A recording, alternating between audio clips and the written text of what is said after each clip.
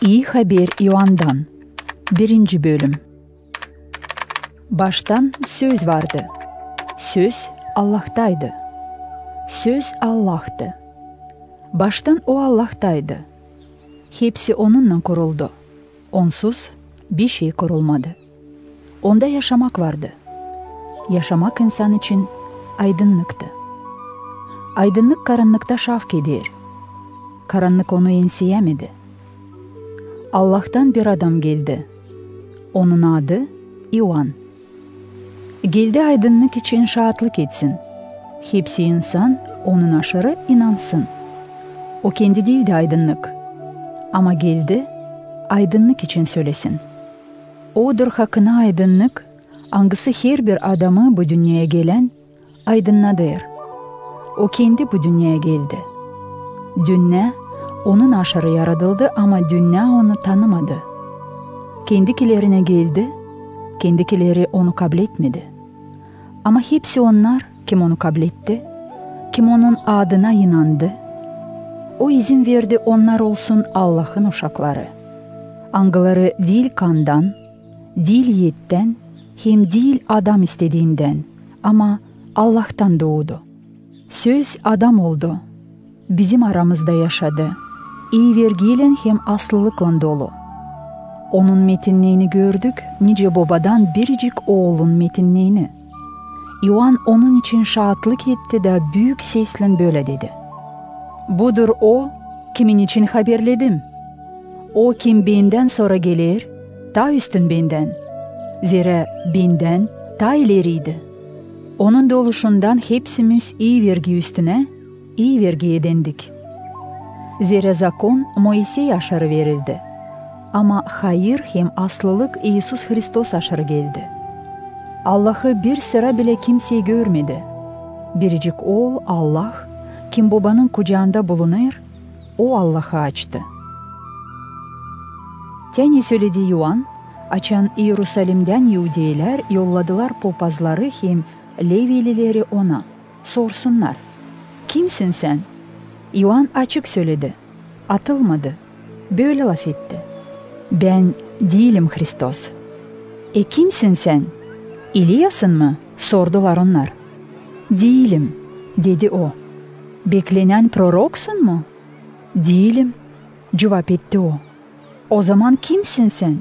Söyle bize ki bilelim ne cevap etmeye onlara, kim bizi yolladı. Ne var nice sen söyleyesin kendin için? Sordu onlar. O dedi, ben bir ses çoğul yerde bağıran Sabi'ye yolu uzladın. Nice prorok İsa'ya dedi. O zaman yollanmışlar Fariseylerden ona sordular. Eğer sen değilseydin ne Hristos, ne İliya, ne de beklenen prorok o zaman niçin vaatiz edersin? Yohan cevap etti onlara. Ben suyla vaatiz ederim.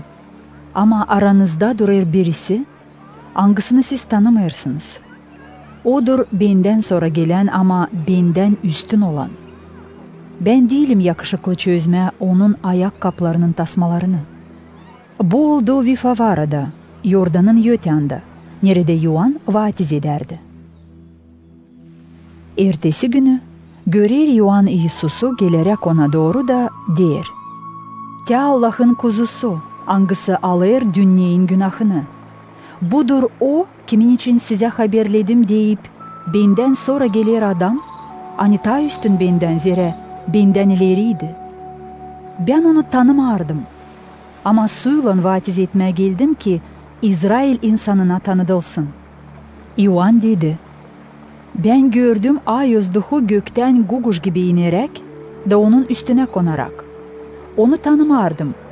Ama o kim yolladı vaatiz edeyim bana dedi. Bak, kimin üstüne ay özduh inerek konacak, odur kim ay özduhla vaatiz edecek. Ben bunu kendim gördüm hem şahit oldum. Hani odur Allah'ın oğlu. Ertesi günü Yohan öğrenicilerinden ikisinden bulunardı. İsus'u oradan geçerken gördü de dedi. Te Allah'ın kuzusu. Öğreniciler işitip lafları ikisi de İsus'un ardına gittiler. İsus döndü de görüp onları ardına gelirken dedi. "Ne arıyorsunuz?" Onlar dediler ona, "Rabbi," anlaması öğretici, "nerede yaşarsın?" "Gelin de görün," cevap etti İsus. Onlar gittiler de gördüler nerede yaşıyor da o günü onunla kaldılar. Yakındı 10. saat. Birisi ikisinden hani Yuhan'ın şartlığını işitti de İsus'un ardına gitti. Andrei, Simon Petr'in kardeşiydi. O ilkin kendi kardeşini Simon'u bulup dedi ona, "Biz bulduk Mesih'i," anlaması Hristos. Götürdü onu İsus'a. İsus açın gördü Simon'u, dedi, "Sen Simon, Yuhan'ın oğlu. Senin adın olacak Kifa," anlaması taş. Ertesi günü İsus istedi gitsin Galilea'ya. O bulup Filip'i, dedi ona, "Gel benim ardıma." Filip bulunardı Vifsaida kasabasında, nereden Andrei hem Petri. Filip buldu Nafanail'i de dedi ona, "Biz bulduk onu, kimin için Moisey zakonda hem proroklar yazdı. İsus'u Nazaret kasabasından, Yosif'in oğlunu." Nafanail dedi ona, "Var mı nice bir şey isle çıksın Nazaret kasabasından?"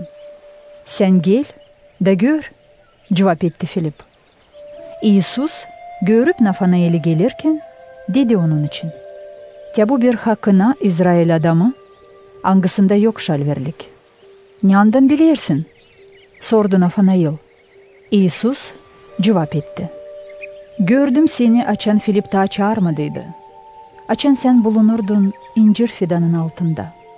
Nafanail der ona, "Öğretici, sensin Allah'ın oğlu. Sensin İsrail'in padişahı." İsus cevap etti, "Sen inandın zira dedim, gördüm seni incir fidanın altında. Sen bundan daha büyük işler göreceksin." Sonra dedi, "Doğru, doğru söylerim size. Hani büyünden öte göreceğiniz açılmış gökleri, hem Allah'ın angellerini binerek hem inerek adam oğluna." 2. bölüm. 3. günü Galilea'nın Kana köyünde düğün vardı. İsus'un anası oradaydı. Düğüne çağırdılar İsus'u da öğrencilerinden. Çünkü şarap bitmişti. İsus'un anası dedi ona, "Onlarda yok şarap." İsus cevap etti, "O karı, bana hem sana ne? Benim saatim daha gelmedi." Anası hizmetkarlara dedi, "Yapasınız onu, ne diyecek?" Orada vardı 6 kap taştan. Yahudilerin adetlerine göre bu kaplardan suyu faydalardılar yıkanmak adetlerinde. Herkesi bu kaplardan alardı 2-3 ölçü su. İsus dedi onlara, "Doldurun kapları suyla." Onlar doldurdular onları ağızlarınadan.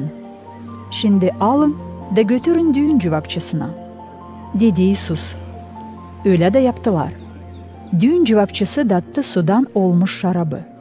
O bilmerdi nereden bu şarap. Bilerdiler hizmetkarlar, hani doldurdular kapları. Düğün cevapçısı çağırdı güveyi de dedi ona, "İnsan ilkin koyar sofraya iyi şarabı, da konaklar sarhoş olduktan sonra prost şarabı. Ama sen iyi şarabı bırakmışsın şimdiye kadar." İsus yaptı bu ilk nişanı Galilea'nın Kana köyünde. Bununla açtı kendi metinliğini da öğrenicileri inandılar ona. Ondan sonra anasının kardeşlerinden hem öğrencilerinden beraber gitti Kapernaum'a. Orada kaldılar birkaç gün.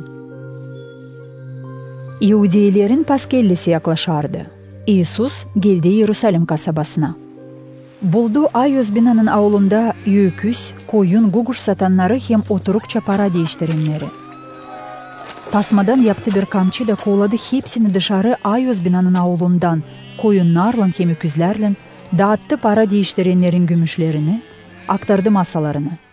Dedi guguş satanlara, "Alın bunları buradan da benim babamın evini panayıra çevirmeyin." Öğrenicileri aklına getirdiler, hani var yazılı, "Havizlik senin evin için beni kemirir." Yahudiler bunun için dediler ona, "Ne nişanla bize göstereceksin? Hani var doğruluğun bunu yapasın." İsus dedi, Yıkın bu ayöz binayı. Da ben 3 güneden yeniden kaldıracağım. İhudiler dediler. Lazım oldu 46 yıl yapılsın bu ayöz bina. Da sen yapacaksın onu 3 günde mi? Ama o, diyerek ayöz bina kendi güydesi için laf ederdi. Açındirildi yölüden öğrencileri aklına getirdiler hani o söylediydi bu lafları. Da inandılar ayöz yazıları hem İsus'un sözünü. Açan İsus Paskelle yurtusunda Yerusalim kasabasındaydı. Çok insan inandı ona. Zira görerdiler miraklı nişanları hani yapardı. Ama kendisi İsus umudunu onlara koymardı. Zira tanıyardı hepsini. Onun yoktu lazımlıklı ki bir kimseyi anlatsın insan için. Zira o, kendisi bilerdi ne var insanın yüreğinde. 3. Bölüm. Fariseylerin arasında vardı bir adam, adı Nikodim, bir Yahudi öğrencisi. O geldi İsus'a gece vakti da dedi, "Öğretici, biz biliriz hani sensin öğretici. Allah'tan gelmez zira kimse yapamıyor o nişanları, hani yapırsın sen. Eğer olmarsaydı Allah onunla." İsus dedi ona, doğru söylerim sana. Hani her bir adam doğmarsaydı yeniden, yok nasıl görsün Allah'ın padişahlığını. Nikodim dedi, "Nisoy var kolay doğusun yeniden bir ihtiyar adam? Acaba var mı nice o yeniden doğusun kendi anasından?" İsus cevap etti, Doğru söylerim sana. Hani eğer doğmarsaydı bir kimseyi sudan hem duhtan, o yok nasıl girsin Allah'ın padişahlığına. Ne doğulmuş yetten, o yet. Ama ne doğulmuş duhtan, o duh. Şaşma buna hani derim, lazım duasınız yeniden. Rüzgar eser, nereye ister. İşitirsin onun uğultusunu ama bilmirsin nereden gelir, hem nereye gider. Hep öyle olur herkesinden, kim duhtan doğulmuş. Nikodim dedi, "Ne söy var nasıl bu olsun?" İsus cevap etti ona, "Sen İsrail'in öğreticisi bunu mu bilmirsin?" Doğru söylerim hani biz laf ederiz ne biliriz, hem şahitlik ederiz ne gördük. Ama siz kabul etmiyorsunuz bizim şahitlığımızı. Laf ederim yerdeki işler için da inanmıyorsunuz. Nasıl inanabileceğiniz eğer laf ederseydim gökteki işler için? Kimseyi göke kalkmadı, ondan kare kim gökten indi. Budur Adamoğlu hani gökte. Nice Moisey kaldırdı yılanı çoğu yerde, hep öyle lazım kaldırılsın Adamoğlu da, ki kim inanacak ona, kaybelmesin ama diveç yaşasın. Zira Allah öyle pek sevdi bu dünyayı hani verdi biricik oğlunu, ki herkesi, kim inanacak ona, kaybelmesin ama diveç yaşasın. Hakkına hani Allah yollamadı oğlunu bu dünyaya, ki dava kessin dünyaya ama onun aşırı dünya kurtarılsın. Kim inanır ona, dava olmayacak. Ama kim inanmıyor, o dava oldu şimdiden sonra zira inanmadı Allah'ın biricik oğluna. Dava tutunur bundan hani aydınlık geldi bu dünyaya. Ama insan ta pek sevdi karanlığı ne kadar aydınlığı. Zira onların işleri kötüdür. Zira herkes kim fena yapıyor, az etmiyor aydınlıktan hem gitmiyor aydınlığa ki açılmasın fena yaptıkları. Ama kim yaşayır aslılığa göre, o gelir aydınlığa görünsün diye yaptıkları, hani Allah'ın kuvvetinden yapılı. Bundan sonra İsus öğrencileriyle beraber geldi Yahudiya yerlerine. Orada onlarla bir parça vakit yaşardı da vatiz ederdi. Ama Yuhan vatiz ederdi yanında, yakın Salim'e, zira orada çok su vardı. Oraya gelirdiler de vatiz olardılar. Çünkü Yuhan zindana ta düşmediydi. Bu vakit Yuhan'ın öğrencilerin hem Yahudilerin arasında kavga peydalandı dincesine paklanmak için. Geldiler Yuhan'a da dediler, "Öğretici, o kimseninle de Yordan'ın öbür tarafında, hangisi için sen şahitlik ettin, şimdi o vatiz eder da hepsi ona gider." Yuhan cevap etti, "Adam yok nasıl kabul etsin bir şey eğer bu verilmerseydi ona gökten. Siz kendiniz şahitsiniz benim laflarıma. Ben söyledim hani değilim Hristos ama yollanılmış oldum onun yönü sonra.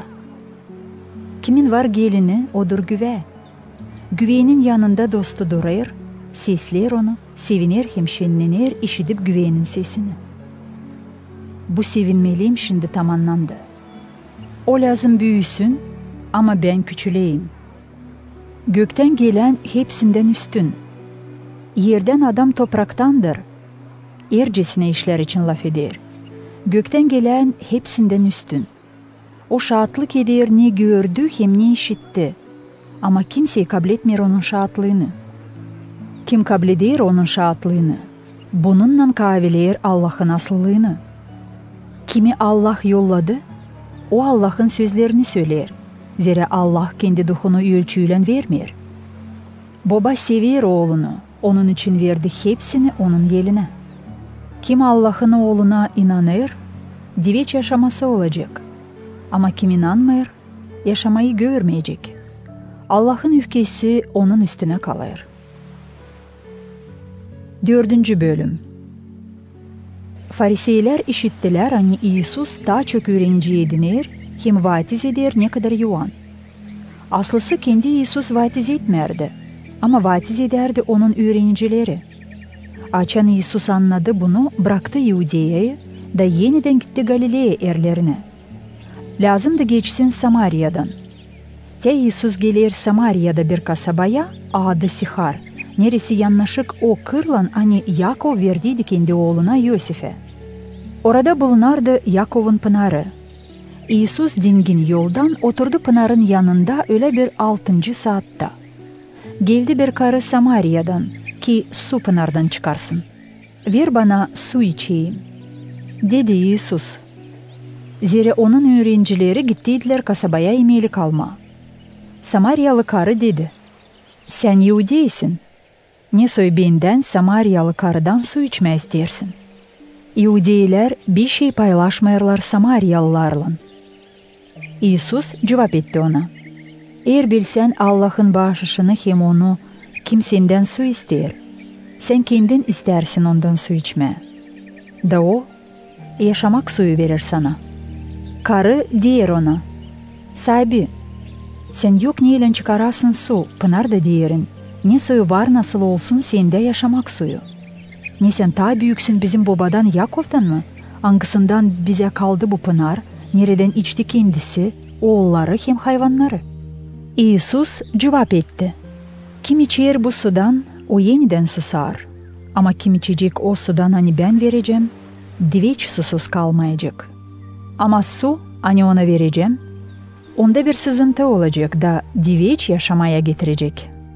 Karı dedi ona, çorbacı, ver bu sudan bana, ki susamayayım da gelmeyeyim buradan su çıkarma. Git, çağır kocanı da gel burayı. Dedi İsus. Karı cevap etti. Yok kocam. Doğru söyledin hani yok kocan, dedi İsus. Zira 5 kocan oldu. Bu adam kiminle şimdi yaşarsın o da değil senin kocan. Bunu doğru söyledin. Karı dedi. Çorbacı, görüyorum hani sen bir proroksun. Bizim babalar baş eğittiler bu bayır üstünde. Ama siz dersiniz hani yer nerede lazım baş eğitme, bulunur Yerusalim'de. İsus cevap etti ona. Karı, inan beni. Gelir vakit açan baş eğitmeyeceğiniz babaya ne bu bayır üstünde, ne de Yerusalim'de. Siz baş eğitersiniz niye bilmersiniz. Biz baş eğiteriz niye biliriz. Zira kurtulmak Yahudilerden. Ama gelir vakit, artık şimdiden sonra geldi, açan hakkına baş uğranlar baş eğitecekler babaya duhta hem aslılıkta. Zira bu türlü baş eğidenleri baba arar. Allah duh, kim baş eğider ona, lazım başvursun duhta hem aslılıkta. Karı cevap eder. Bilirim hani gelecek Messia hangisine denir Hristos. O geldiğinin hepsini bize anlatacak. İsus dedi. Ben hani seninle laf ederim, kendim Messia'yım. Bu vakit geldi onun öğrencileri. Onlar şaştılar hani o laf eder bir karıyla. Ama birisi bile sormadı ne istersin, eki niçin laf edersin onunla. Karı bıraktı su kabını, gitti kasabaya da dedi insana. Gelin de görün bir adam hangisi söyledi hepsini ne yaptım. Acaba değil mi o Hristos? Onlar çıktılar kasabadan da gelerdiler İsus'a. Bu vakit öğreniciler yalvarardılar ona iyisin deyip. Öğretici, iyi bir şey. Ama o dedi. Bende var bir yemek, hani siz bilmiyorsunuz. Öğreniciler birinden laf ederdiler. Getirmedi mi acaba ona bir kimse yemeği? İsus dedi. Benim yemeğim budur. Yapayım onun istediğini, kim beni yolladı hem işini onun tamamlayayım. Demersiniz mi siz hani var ta 4 ay biçmek vakıdinadan? Ama ben size derim, ya gözlerinizi açın da bakın ekinlere. Onlar şimdiden sonra sarardılar biçmek için. Kim biçer, hak alır, bereket diveç yaşamak için toplayır. Onuştan yekici hem biçici beraber sevinecekler. Onun için doğru o söz hani der, birisi eker ama başkası biçer. Ben yolladım sizi biçersiniz nerede siz işlemediniz. Ama başkası işledi, siz de pay alırsınız onların işlerinden. Çoğu Samaryalılar bu kasabadan inandılar İsus'a karının laflarından. Hangisi şahitlik edip dedi. O söyledi bana hepsini ne yaptım. Onuştan açan geldiler Samaryalılar ona da yalvardılar kalsın onlarda. O kaldı orada 2 gün. Sonra inandılar daha çokluk kendi İsus'un laflarından. Onlar dediler karıya. Şimdi inanıyoruz değil senin laflarından. Ama kendimiz işittik hepsini de anladık. Hani hakkına odur dünyanın kurtarıcısı. Hristos. 2 günden sonra İsus yollandı oradan da gitti Galile'ye. O kendisi şahitlik etti hani bir de prorok değil hatırlanmış kendi doğuma yerinde. Açan geldi Galile'ye, orada onu kabul ettiler zira onlar da yurtuya gittiler de gördüler hepsini. Ne o yaptı? Yurtu vakıdı Yerusalim'de. Onlar da yurtuda oradaydılar. İsus yeniden döndü geri Galilea'nın Kana köyüne. Nerede suyu çevirdiydi şaraba. Kapernaum kasabasında bir padişah hizmetkarın oğlu hastaydı. Bu hizmetkar işitti hani İsus döndü Yudeya'dan Galilea yerlerine. O geldi İsus'a da yalvardı gelsin de alıştırsın onun oğlunu. Hani ölüm döşeğindeydi. İsus dedi. Siz miraklı nişanlar hem şaşmaklı işler görmeyince inanmıyorsunuz. Padişahın hizmetkarı dedi. Sahibi, gel ta ölmediğinin benim uşağım. İsus cevap etti. Git, senin oğlun yaşayacak. O inandı İsus'un sözünü de gitti. Açan o ta yoldaydı. Çırakları çıktılar ona karşı da söylediler hani çocuğu sağ. O sordu onlara. Ne vakit ona iyi oldu? Onlar cevap ettiler. Dün 7. saatte onun yangını düştü. Babası anladı hani bu oldu o zaman. Açan İsus dedi ona. Senin oğlun yaşayacak. O hem onun bütün evi inandılar. Bu 2. nişan. Hani yaptı İsus, Yudeya'dan Galilea yerlerine döndükten sonra. 5. bölüm. Ondan sonra oldu Yahudiler'de bir yurtu. Da İsus gitti Yerusalim kasabasına. Yerusalim'de koyun tokatlarında vardı bir göl, hani çiftçesine adı Vifezda. Dolaylı 5 kolonadayla. Bu kolonadalar altında yatardılar çok türlü hastalar. Körler, topallar, kötürümler, angıları beklerdiler su oynamasını. Allah'tan bir angel kimer sıra gelerdi göle de çalkalardı suyu. Kim ilkin girerdi su oynatmasından sonra kurtulurdu her türlü hastalıktan. Neden hastaydı? Orada vardı bir adam hani hastaydı 38 yıl. İsus gördü onu yatarken da bilerek hani çok vakitten beri hasta sordu ona. İstersin mi sağ olma? Bu hasta cevap etti. Çorbacı, yok kimseyim su içine salversin beni açan su fokurdur. Ben girince girer başkası benden ileri. Kalk, al döşeğini de gez. Dedi İsus. Birden bu adam sağ oldu. aldı döşeğini de çekitti gezmeye. Bu oldu bir cumartesi günü. İhudiler bu adama hani sağ oldu dediler. Bugün cumartesi günü. Düşmür taşıyasın döşeğini. O cevap etti onlara. O kim bana sağlık verdi dedi, al döşeğini de gez. Onlar sordular. Kimdir o? Hangisi sana dedi, al döşeğini de gez. Ama bu sağ olmuş adam bilmerdi kimdi o. Zira İsus oradan savuştuydu kalabalık biterine. Sonra İsus onunla karşı geldi Ayos binada da dedi. Alıştın. Bak ziyade günaha girme ki olmasın seninle bir şey tabila. Bu adam gitti de söylediği Yahudilere hani ona İsus sağlık verdi. Bu bitere Yahudiler başladılar izlemeye İsus'u da isterdiler öldürsünler onu. Zira yapardı bu işleri cumartesi günü. İsus derdi onlara. Babam benim ta işler. Ben de işlerim. Onuştan Yahudiler ta çok bakardılar öldürsünler onu. Zira değil sadece hani basardı cumartesini. Ama Allah'a derdi, benim babam, koyarak kendini Allah'la bir. Bunun için İsus onlara dedi. Doğru söylerim size. Hani oğul yok nasıl bir şey yapsın kendi kendinden, görmerseydi babayı yaparken. Hepsini ne yapar baba, oğlu da yapar hep öyle.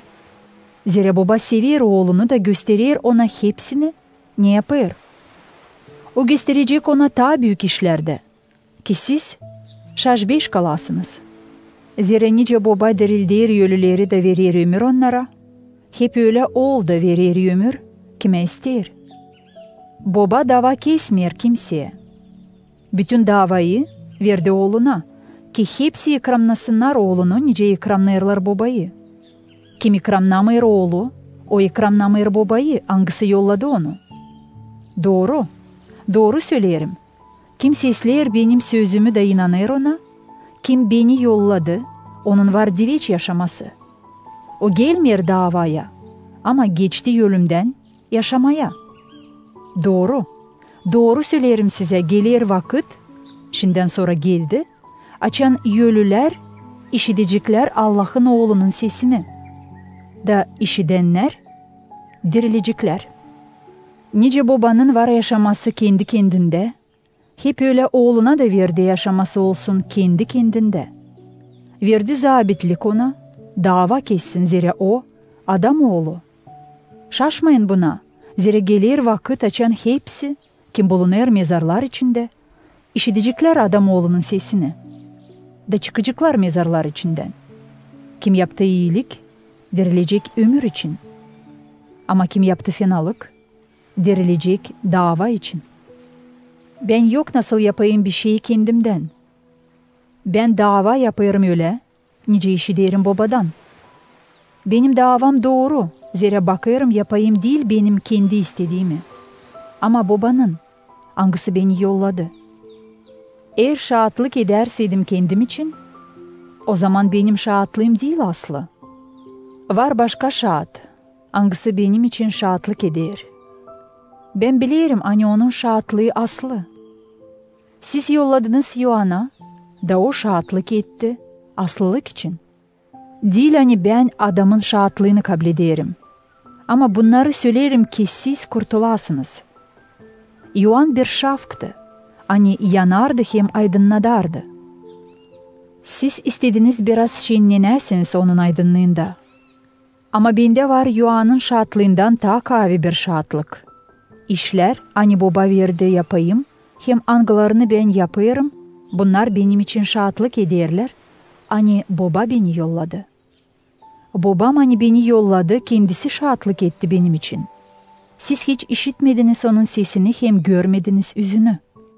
Onun sözünü tutmuyorsunuz yüreğinizde, zira inanmıyorsunuz onu, kimi o yolladı. Siz araştırırsınız Ayos yazıları düşünüp, ki onlarla edinesiniz diveç yaşamak. Onlar şahatlık ederler benim için. Siz istemiyorsunuz gelesiniz bana olsun yaşamanız diyeni. Ben kabul etmiyorum insandan metinlik. Sizi bilirim, sizde yok sevgi Allah'a. Ben geldim benim babamın adına, da kabul etmeyersiniz beni. Ama gelerseydi başka bir kimseyi kendi adına, onu siz kabul edeceğiniz. Ne soyu var nece siz inanasınız açan ağrırsınız metinlik birbirinizden. Ama ağramırsınız metinliği ani gelir bir Allah'tan. Sanmayasınız hani ben sizi kabahatlandıracağım babanın yönünde. Var kim sizi kabahatlandırsın. Moisey angısına umudunuzu koydunuz. Eğer inanaydınız Moisey'i, inanacaydınız beni de. Zira o yazdı benim için. Ama çünkü inanmıyorsunuz onun yazılarını, ne soyu var nasıl inanasınız benim sözümü? 6. bölüm. Bundan sonra İsus gitti Galile'ye, Tiberiada gölünün öbür tarafına. Çok insan giderdi onun ardına, zira görerdiler nişanları, ne yapardı hastalarla. İsus bindi bayır üstüne de otururdu orada öğrencilerinden beraber. Paskelle, İudeylerin yurtusu yaklaşardı. İsus baktı da gördü çok insan hani gelerdi ona. O zaman dedi Filip'e, "Yandan satın alacağız o kadar ekmek ki bu insanı doyuralım?" Söyledi böyle ki denesin onu, zira kendisi bilerdi ne yapacak. Filip cevap etti, 200 dinarlık ekmek de yetişmez onlara ki herkesi birer parça alabilsin. Öbür öğrenici Andrei, Simon Petr'in kardeşi dedi, "Burada var bir çocuk, hangisinde var 5 ekmek arpadan hem 2 balık. Ama nedir onlar bu kadar insana?" İsus dedi, "Söyleyin insan otursun." Orada vardı çok çimin. İnsan oturdu yere. Hepsi vardılar bir 5.000 adamın dolayında. İsus aldı ekmekleri, şükür etti Allah'a, sonra pay etti öğrencilerine, öğrencileri de pay ettiler insana. Hep öyle pay etti balıkları, herkesine kim ne kadar istedi. Onlar doyunduktan sonra İsus dedi öğrencilerine, "Toplayın yemek parçalarını ki bir şey ziyan olmasın." Topladılar da doldurdular 12 sepet ekmek parçasından, hani kaldıydı o yenilmiş 5 arpa ekmeğinden. İnsan için gördü bu nişanı hani yaptı İsus, dedi, "Budur hakkına prorok, hangisi lazım gelsin dünyaya." İsus bilerdi hani niyetlenerdiler gelsinler de zorlayıp yapsınlar onu padişah. Onuştan o savuştu oradan da yalnız gene pindi bir bayır üstüne. Açan akşam oldu, onun öğrencileri gittiler göl boyuna. Girdiler kayık içine de giderdiler gölün öbür tarafına, Kapernaum kasabasına. Karanlık olduydu ama İsus hep o kadar gelmerdi onlara. Bir sert rüzgar eserdi, göl de dalgalıydı. Açan üzdüler bir 25-30 stadi, gördüler hani İsus gezer su üstünde, da kaya yaklaşır. Onlar korktular. "Bu benim, korkmayın," dedi İsus. O zaman onlar isterdiler alsınlar onu kayık içine. Bundan sonra birden kayık yetişti o yere nereye onlar giderdiler. Ertesi günü insanlar hani kaldılar gölün öbür tarafında, gördüler hani orada vardı salt bir kayık. Anladılar hani İsus girmedi öğrencilerinden kayık içine ama öğrenciler onsuz gittiler. Geldi başka birkaç kayık Tiberiada kasabasından yakın o yere, nerede idiydiler ekmek sahibinin iyi sözlemesinden sonra. Öyle ki insan görüp hani orada yok ne İsus ne de öğrenciler, pindi kayıklara da gitti Kapernaum kasabasına İsus'u arama. Açan buldular onu gölün öbür tarafında, dediler ona, "Öğretici, ne zaman sen buraya geldin?" İsus cevap etti onlara, Doğru söylerim size. Arırsınız beni değil hani gördünüz nişanları. Ama hani yediniz ekmek de doyundunuz. Çalışın değil geçer yemek için. Ama geçmez yemek için hani diveç yaşamaya götürür. Bunu size Adamoğlu verecek. Zira Adamoğlunu Allah Baba nişanladı kendi mühüründen. Onlar dediler, "Ne lazım yapalım? Allah'ın işini tamamlayalım diyeni." İsus cevap etti, "Budur Allah'ın işi, ki inanasınız ona, kimi o yolladı." Buna onlar cevap ettiler, "Ne nişan gösterebilirsin bize ki görelim de inanalım seni? Ne iş sen yaparsın? Bizim babalar idiler manna çölde, Nice vardı yazılı, verdi onlara ekmek gökten. İsus dedi, doğru, doğru söylerim size. Hani Moisey vermedi ekmek gökten size, ama benim babam verir hakkına ekmek gökten. Zira Allah'ın hikme odur.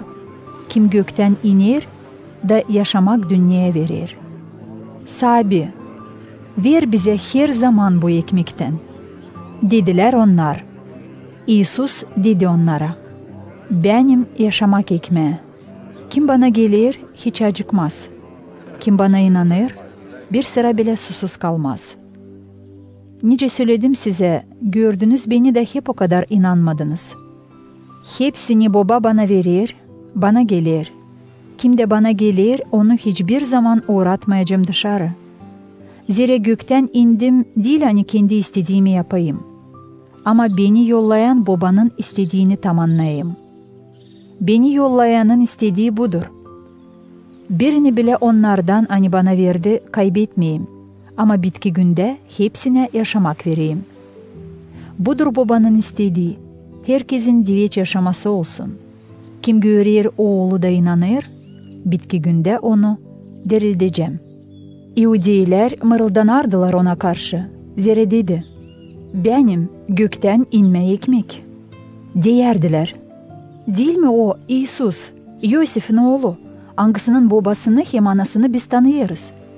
Şimdi niçin o der, ben gökten indim? İsus cevap etti, mırıldanmayın birbirinizin aranızda. Kimse yok nasıl bana gelsin, eğer beni yollayan baba onu çekmerseydi. Ona bitki günde ben ömür vereceğim. Prorokların kağıtlarında yazılı, hepsi Allah'tan öğretilmiş olacak. Hepsi kim babadan işitti hem öğrendi, o bana gelir. Zira kimseyi babayı görmedi ondan kare, kim Allah'tan geldi. O babayı gördü. Doğru, doğru söylerim size. Kim inanır bana, onun var diveç yaşaması. Benim yaşamak ekmeği. Sizin babalarınız idiler manna çölde da öldüler. Gökten inen öyledir bir ekmek, hani kim onu yer hiç ölmür. Benim yaşamak ekmeği gökten inme. Kim bu ekmekten yer, diveç yaşayacak. Ekmek hani ben veririm dünyanın yaşaması için, kendi güğüdem. Açan Yahudiler bu lafları işittiler, başladılar çekişme birbirinden. Onlar diyerdiler, ne söz var nasıl bu adam versin güğdesini yiyelim. İsus dedi, doğru, doğru söylerim size. Hani eğer imerseydiniz adam oğlunun güğdesini, hem içmerseydiniz onun kanını, siz yaşamak edinmeyeceğiniz. Kim yer benim güğdemi, hem içer benim kanımı, onun var diveç yaşaması. Onu dirilteceğim bitki günde. Zira benim güğdem, hakkına yemek, hem benim kanım, hakkına içmek. Kim yer benim güğdemi, hem içer benim kanımı, o kalır bende, ben de onda. Nice diri baba yolladı beni da yaşayırım babanın kuvvetinden, hep öyle beni de yiyen yaşayacak benim kuvvetimden. Budur gökten inme ekmek. Değil nice manna hani babalarınız idiler de öldüler. Kimi yer bu ekmeği, diveç yaşayacak. İsus söyledi bunları sinagoga içinde. Açan öğrederdi insanı Kapernaum kasabasında. Bu laflardan sonra çoğu öğrencilerinden dediler, ne fasıl laflar, kim var nasıl kabul etsin bu lafları? Ama İsus bilerdi hani onun öğrencileri mırıldanırlar. Onuştan dedi, bu laflar size köstek mi? Ne diyeceğiniz açan göreceğiniz adam oğlunu kalkarak yeniden orayı, nerede o baştan bulunardı. Yaşamak veren doktor. Güğde bir şeye yardım etmiyor. Bu laflar hani size söyledim, doktor hem ömürdür. Ama var sizden kimisi inansız. İsus baştan bilerdi kim inanmıyor hem kim onu satacak. De dedi, bunun için söyledim hani kimse yok nasıl gelsin bana, eğer bu ona dilseydi verilmiş babamdan.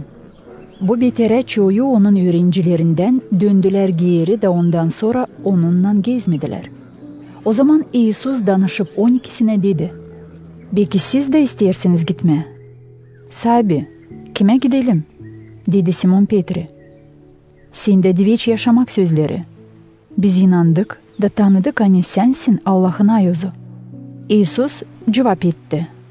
Ayırmadım mı ben sizi 12'nizi?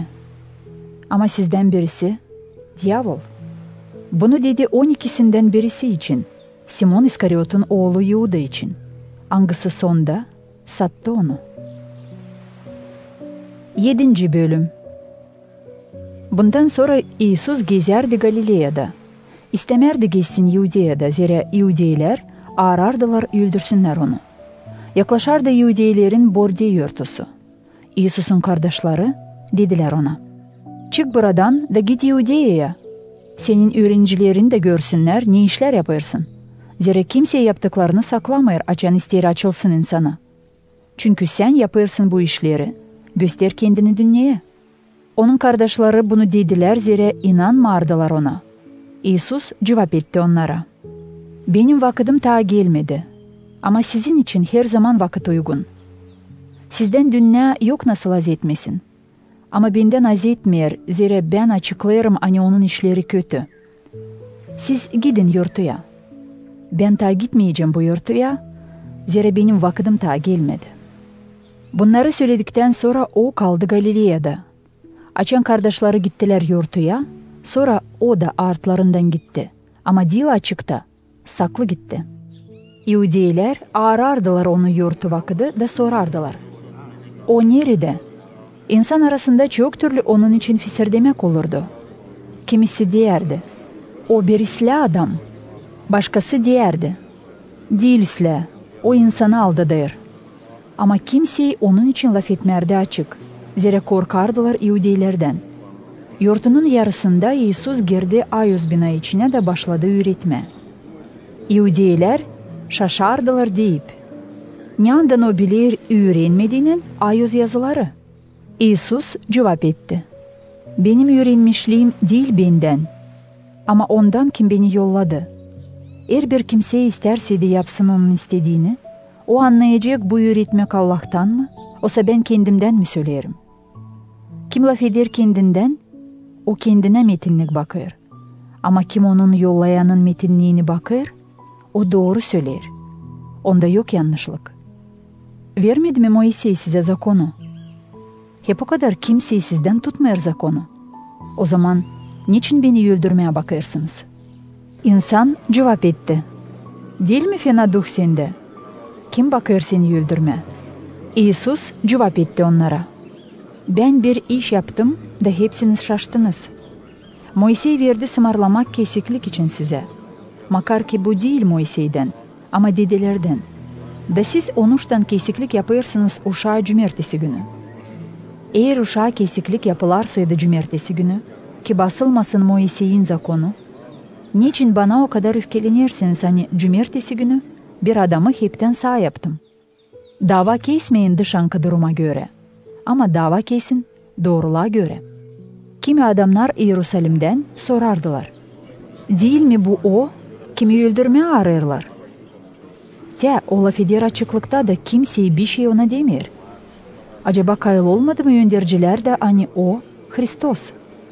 Biz biliriz nereden o, ama açan Hristos gelecek, kimseyi bilmeyecek nereden. İsus, Ayos bin avlunda öğrederek insanı böyle bağırdı. "Siz beni tanıyırsınız, hem bilirsiniz neredenim. Ama ben kendi başıma gelmedim. Beni yollayan haklı, ama siz onu tanımıyorsunuz. Ben tanıyorum onu, zira geldim ondan. O beni yolladı." Onlar bakardılar tutsunlar onu, ama kimseye yel koyamadı ona, zira gelmediydi vakıdı. Çoğu insandan inandılar ona. Onlar derdiler, "Açan Hristos gelecek, niye daha çok mu nişan yapacak? Ne kadar bu adam yapıyor?" Fariseyler işittiler insanı böyle fısırdayarak İsus için. Büyük papazlar hem fariseyler yolladılar bekçileri ki tutsunlar İsus'u. Ama İsus dedi, "Ben bir parça vakit daha olacağım sizinle de sonra gideceğim ona. Kim yolladı beni? Siz arayacağınız beni de bulamayacaksınız. Nerede ben olacağım, siz orayı yok nice gelesiniz." Yudeyler laf ederdiler birbirinden. "Nereye bu adam ister gitsin de biz onu bulamayalım? Düşünmüyor mu gitsin bizim insana hani dağınık Urum kasabalarında da Urumları üretsin. Başka türlü ne anlama bu lafları hani söyledi, arayacağınız da bulamayacağınız beni. Hem nerede ben olacağım, siz orayı gelemeyeceğiniz. Yortunun bitki büyük gününde İsus kalktı ayakça da bağırdı. Kim susadı, gelsin bana da içsin. Kim inanır bana, ondan bir değere yaşamak suyu akacak. Nice yazılı Ayos yazıda. Söylerdi bu lafları Ayos duh için hangisini lazım da kabul etsinler onlar, kim ona inanır. Zira Ayos duh daha verilmediydi. Hem İsus daha değildi metinlikli. Kimisi insandan açan işittiler bu lafları, dediler. Bu adam hakkına beklenen prorok. Başkası diyerdi. O Hristos. Ama ta başkası diyerdi. Olur mu Hristos Galilea'dan gelsin? Yok mu yazılı Ayos yazıda hani Hristos gelecek David'in silsilesinden, Viflehem kasabasından, nerede David yaşardı. Öyle ki olurdu çekiş insan arasında İsus için. Kimisi baktılar tutsunlar onu ama kimse yel koyamadı ona. Bekçiler döndüler geri büyük papazlara hem fariseylere. Bunlar sordular onlara. Niçin getirmediniz onu? Bekçiler cevap ettiler. Kimse bir sıra bile laf etmedi bu adam gibi. Fariseyler dediler. Ne siz de mi aldandınız? İnandı mı acaba bir önderciye ki bir farisey ona? Bu insan bilmiyor zakonu. O betvalı. Onlardan biri Nikodim, hangisi önce geldi diye İsus'a dedi onlara. Bizim zakon kabahatlandırır mı bir kimseyi?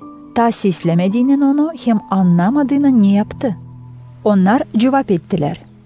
Belki sen de Galilea'dansın. Araştır de bak, Galilea'dan var mı nasıl çıksın prorok? Sonra hepsi dağılıştılar evlerine. 8. bölüm. İsus gitti Zeytin Bayırı'na. Çin sabahleyin yeniden geldi Ayos binaya da hepsi insan toplandı onun dolayına. O oturdu da başladı onları öğretmeye. O zaman bilgiçler hem fariseyler getirdiler bir karı, hangisi tutuldu orospulukta. Da çıkarıp onu orta yere dediler İsus'a. Öğretici, bu karı tutuldu taman orospuluk yaparken. Moisey sımarladı böylelerini taşla öldürelim. Sen ne dersin? Söylediler bunu ki denesinler onu da kabahatlandırabilsinler. Ama İsus aşağı eğildi da parmağınla yerde yazardı. Çünkü vazgeçmerdiler sormaktan ona. İsus kaldırdı başını da dedi. Kim sizin aranızdan günahsız, o ilk vursun taşla ona. Sonra yeniden eğildi da yerde yazardı. Açan işittiler bu lafları, duydular azarlanmış kendilerini kendi niyetlerinden da biri ardı sonra gittiler. Başlayıp en ihtiyardan, en küçüğadan. İsus kaldı yalnız karıyla, hangisi durardı karşıda. Açan İsus kaldırdı başını da baktı, görmeyip kimseyi karıdan kare, dedi. Karı, nerede onlar hangıları seni kabahatlardılar? Ne kimseyi kabahatlamıyor mu seni? Kimseyi, çorbacı. Cevap etti o. O zaman İsus dedi. Ben de seni kabahatlamıyorum. Git da bundan ziyade günah yapma. İsus yeniden laf etti insana. Ben dünyanın aydınlığıyım dedi. Kim gelir benim ardıma gezmeyecek karanlıkta. Ama onda yaşamak aydınlığı olacak. O zaman fariseyler dediler. Sen kendi kendin için söylersin. Onuştan senin şahatlığın değil aslı. İsus cevap etti. Eğer ben kendi kendim için söylerseydim, hep o kadar benim şahatlığım doğru. Zira ben bilirim nereden geldim, hem nereye giderim. Ama siz bilmiyorsunuz nereden ben geldim, hem nereye giderim. Siz dava kesersiniz göze göre. Ben kimseye dava kesmiyorum. Eğer keserseydim davam doğru olacaktı. Zira dilim yalnız. Baba hani beni yolladı, o benimle. Sizin zakonunuzda var yazılı, 2 adamın şahatlığı doğru. Benim için şahatlık ederim ben, hem benim için şahatlık eder baba, hangisi beni yolladı. O zaman onlar sordular. Nerede senin baban? İsus cevap etti. Siz tanımıyorsunuz ne beni, ne babamı. Eğer tanıyaydınız beni, tanıyacaktınız babamı da. İsus söyledi bu lafları açan öğrederdi insanı ayöz bina içinde, nerede hazna bulunardı. Kimseyi onu tutmadı, zira vakıdı ta gelmediydi. İsus laf etti ileri doğru. Ben giderim. Siz arayacağınız beni ama öleceğiniz günahlarınızda. Orayı nereye ben giderim siz yok nasıl gelesiniz? O zaman Yahudiler dediler. Acaba yok mu niyetinde öldürsün kendini? Niçin böyle der? Nereye ben giderim siz yok nasıl gelesiniz? Siz aşağıdan, ben yukarıdan. Siz bu dünyeden, ben değilim bu dünyeden. Cevap etti İsus. Onun için size dedim hani öleceğiniz günahlarınızda. Zira eğer inanmarsaydınız hani benim, o zaman günahlarınızda öleceğiniz. Kimsin sen? Sordu onlar. İsus cevap etti. Baştan ne dedim size? Oyum. Var çok söyleyeyim size hem kabahatlandırayım sizi. Ama yollayan beni haklı. Ben ne işittim ondan, onu söylerim dünyaya. Onlar anlamadılar hani o laf eder babası için. Öyle ki İsus onlara dedi. Açan kaldıracağınız yukarı adam oğlunu, o zaman anlayacağınız hani benim. Hem hani yapmıyorum bir şey kendi başıma. Ama laf ederim onu, ne yürüder beni babam.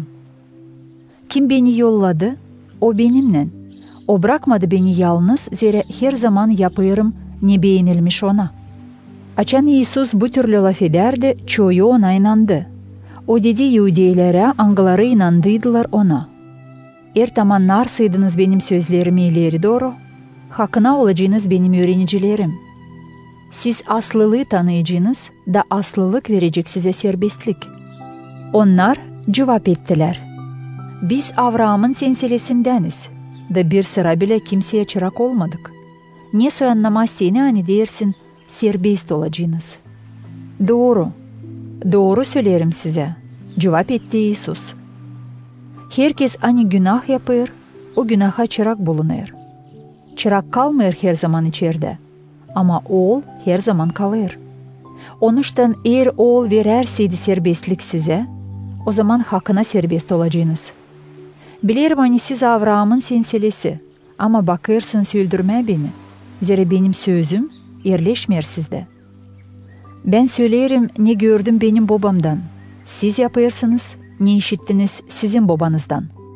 Bizim babamız Avraam. Cevap etti onlar. İsus dedi. Olaydınız Avraam'ın uşakları, yapacaktınız Avraam'ın işlerini. Ama şimdi bakırsınız öldürmeye beni. Adamı hangisi laf etti size aslılık için. Onu ne işitti Allah'tan. Avraam böyle yapmadı. Siz yapıyorsunuz sizin babanızın işlerini. Onlar dediler. Biz değiliz orospoluk uşakları. Bizim salt bir babamız var. Allah. İsus cevap etti onlara. Olaydı Allah sizin babanız, o zaman seveceydiniz beni. Zira ben Allah'tan çıkıp geldim. Gelmedim kendi başıma ama o beni yolladı. Niçin anlamıyorsunuz ne söylerim? Onuştan zira seslemiyorsunuz benim sözümü. Sizin babanız diyavol da isteyersiniz tamamlayasınız sizin babanızın şefklerini. O baştan insan öldürücüsüydü. Durmuyor aslılıkta, zira onda yok aslılık. Kaç sıra söyler birer yalan, söyler kendi tabiatine göre, zira o yalancı hem yalanın babası. Ama ben doğru söylerim, onun için inanmıyorsunuz beni. Kim sizden var nice göstersin bana, hani günah yaptım. Eğer söylerseydim doğru, niçin inanmıyorsunuz beni? Kim Allah'tan, o sesler Allah'ın sözlerini. Siz seslemiyorsunuz. Zira değilsiniz Allah'tan. Yahudiler buna cevap ettiler. Doğru demedik mi biz? Hani sen Samaryalısın. Hem hani sende var fena duh. Yok bende fena duh. Cevap etti İsus. Ben ikramlarım babamı. Ama siz beni kötülersiniz. Ben bakmıyorum benim metinliğimi. Var kim baksın hem dava kessin. Doğru. Doğru söylerim size. Kim tamamlar benim sözümü, o hiç ölmeyecek. Şimdi haliz anlarız. Hani sende var fena duh, dedi Yahudiler. Avram öldü, proroklar öldüler. Ama sen dersin, kim tamamlayır benim sözümü, o hiç ölmeyecek. Ne sen ta büyüksün mü bizim babadan, Avram'dan hangisi öldü? Proroklar da öldüler. Kimin yerine sen kendini koyarsın? İsus cevap etti. Eğer ben kendimi metinlerseydim, o zaman benim metinliğim değil bir şey. Beni metinleyen benim babam, hangisine siz dersiniz ki o sizin Allah'ınız. Ama siz onu tanımıyorsunuz. Ben onu tanıyarım. Eğer derseydim hani tanımıyorum, o zaman yalancı kalacaktım. Nice de siz. Ama ben onu tanıyarım da tam anlayarım onun sözünü. Sizin babanız Avram çok sevindi hani göreceğiydi benim günümü. Da görüp şenlendi. Sen yoksun Barlem 50 yaşında, dedi Yahudiler. Da sen gördün Avram'ı mı? İsus dedi onlara. Doğru söylerim size. Hani açan ta Avram yoktu, ben varım. O zaman aldılar taş, ki taşla vursunlar ona. Ama İsus saklandı, sonra çıktı ayöz binadan, geçip onların arasından gitti. 9. Bölüm. İsus geçerken gördü bir doğmaktan kör adamı. Öğrencileri sordular. Öğretici, kim günah yaptı hani bu adam doğdu kör? Kendisi mi, olsa babaları mı?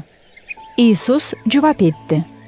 Günah yapmadı ne bu adam, ne de onun babaları. Ama o böyle doğdu ki onunla gösterilsin Allah'ın işleri. Lazım onun kim yolladı beni işini yapalım. Ne kadar vakit gündüz. Zira gelir gece, açan kimseyi yok nasıl işlesin. Ne kadar vakit bulunuyorum dünyada, dünyanın aydınlığı bulunuyorum.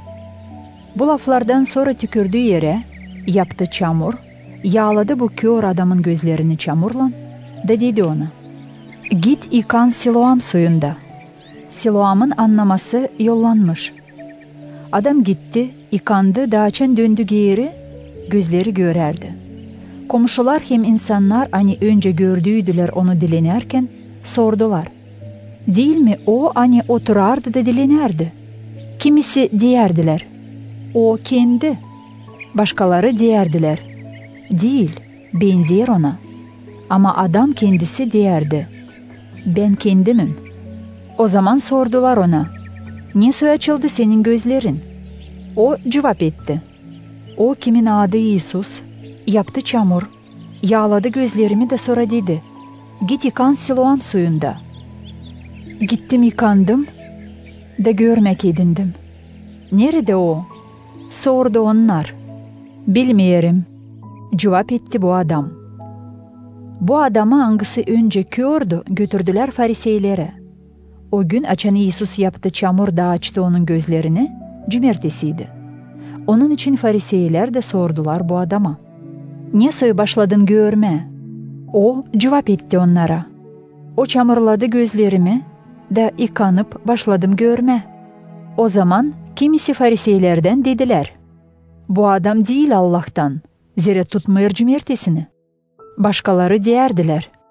Ne var nice bir günahkar adam, yapsın böyle meraklı nişanlar. Onların arasında çekildi kavga. Yeniden sordular adama, hani kördü. Senin gözlerini o açtıysa, ne sen diyeceksin onun için? O bir prorok. Cevap etti bu adam.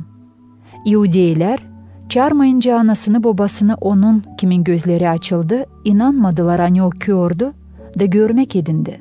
Sordular onlara. Bu mu sizin oğlunuz? Hangisi için dersiniz hani kör doğdu? Ne şimdi görebilir? Cevap etti onun babası hem anası. Biliriz hani bu bizim oğlumuz, hem hani doğdu kör. Ama ne şimdi görür hem kim açtı onun gözlerini bilmiyoruz. Sorun ona o yetişer yaşlarda da kendi var nice cevap etsin kendisi için. Babaları böyle laf ettiler. Zira korkardılar Yahudilerden. Yahudiler anlaştıydılar. Hani eğer bir kimseyi açık diyerseydi, hani İsus Hristos'dur, onu uğratsınlar sinagogadan. Onuştan onun babaları dediler, o yetişer yaşlarda, sorun ona. Fariseyler ikinci sıra çağırdılar adamı hani kördü da dediler ona. Allah'a yemin et de doğru söyle. Zira biz biliriz hani bu adam günahkar. O cevap etti. Günahkar mı? Ben bilmiyorum. Bir iş bilirim hani gördüm de şimdi görerim. O zaman sordular. Ne yaptı o sana? Niye soy açtı gözlerini? Demin söyledim size da seslemediniz. Niçin tabir sıra işitme istersiniz? Cevap etti o.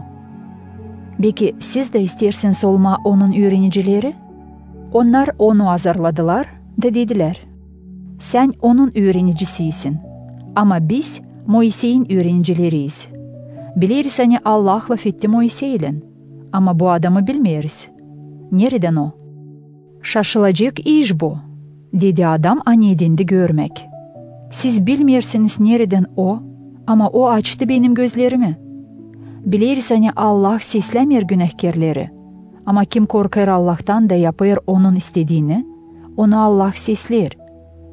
Ne zamandan kuruluydu dünya, işidilmedi ki bir kimseyi açsın doğmaktan kör adamın gözlerini.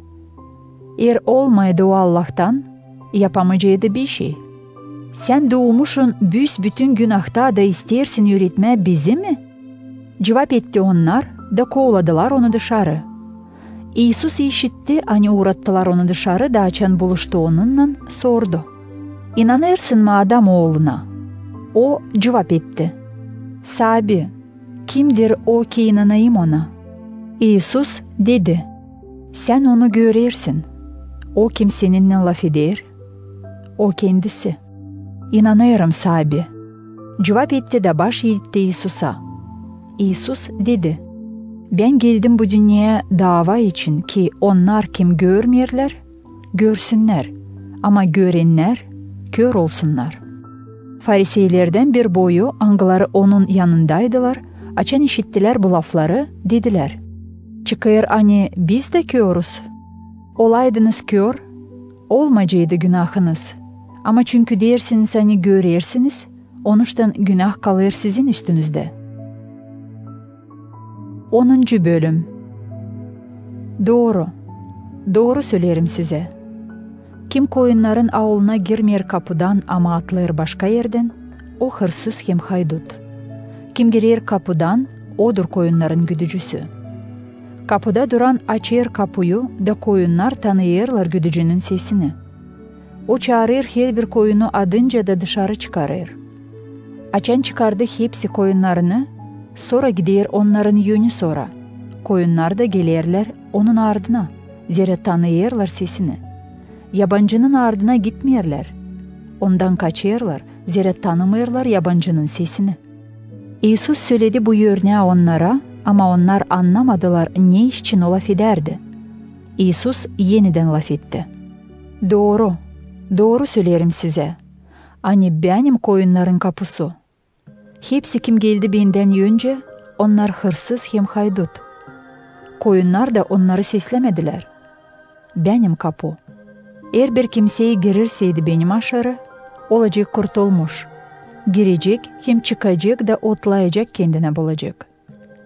Hırsız gelir salt çalma, öldürme hem yok etme. Ben geldim ki koyunların taşkınlıktan yaşamakları olsun.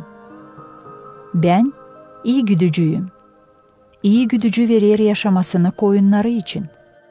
Ama yanaşık adam kim değil güdücü hem kim değil koyunların çorbacısı, açan görür yabanıyı gelerken bırakır koyunları da kaçır.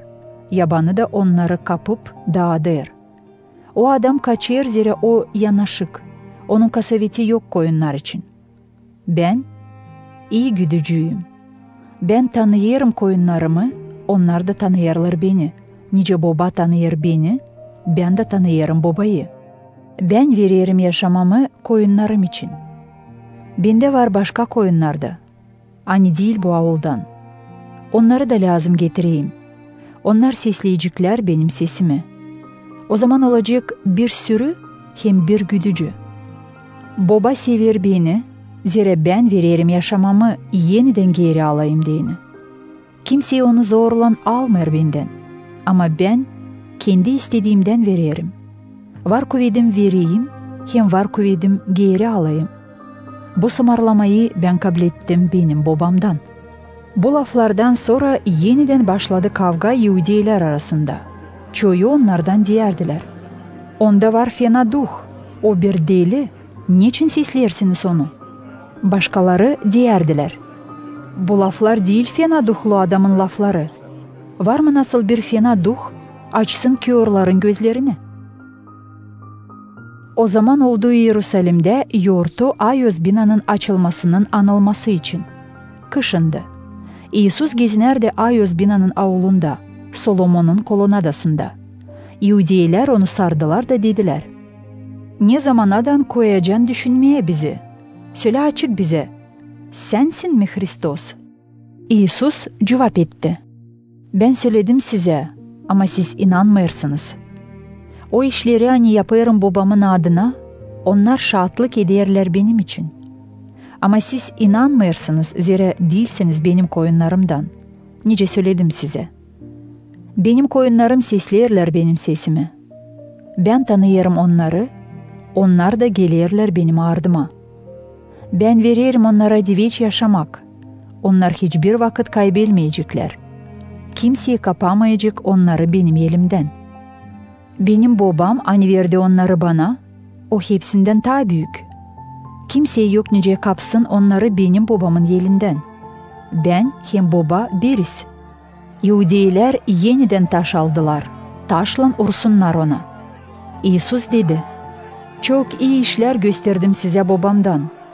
Bu işlerin hangisi için istersiniz beni taşla düğme?" Yahudiler cevap ettiler: "Bakmıyoruz bir iyi iş için taşla seni düğme. Ama Allah'ı kötülemek için. Zira sen adamsın ama kendini Allah yapıyorsun." İsus dedi: "Değil mi yazılı sizin zakonunuzda? Ben dedim siz Allah'larsınız." Allah onlara dedi Allah'lar, kime yolladı sözünü? Olmaz Ayos yazı bozulsun. Böyleyse ben kimi baba Ayos'ladı da yolladı dünyaya, sizin lafınıza göre çıkıyor hani kötülerim Allah'ı, salt onuştun, hani dedim Allah'ın oğluyum. Eğer yapmarsaydım benim babamın işlerini, o zaman inanmayın beni. Ama yapmarsaydım, o zaman yer inanmarsaydınız da beni, inanın bağırlım işleri. O zaman anlayacağınız hem bileceğiniz hani baba bende, ben de onda." Onlar yeniden baktılar tutsunlar onu ama o kurtuldu onların elinden. İsus yeniden gitti Yordan'ın öbür tarafına. Nerede Yuhan önce vaiz ederdi da kaldı orada. Çoğu gelerdiler ona da diyerdiler: "Yuhan yapmadı bir de nişan ama hepsini söyledi Yuhan bu adam için, aslı çıktı." Çoğu inandılar ona orada. 11. Bölüm. Vardı bir hasta adam, adı Lazar, Vifanya köyünden, nereden de Maria hem kız kardeşi Marfa. Maria o karıydı hani yağladı sahibi iyi kokulukla da sildi ayaklarını kendi saçlarından. Hasta Lazar Maria'nın kardeşiydi.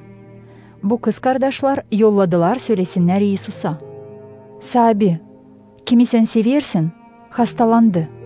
İsus, açan işitti bu haberi, dedi: "Bu hastalık değil ölüme değini.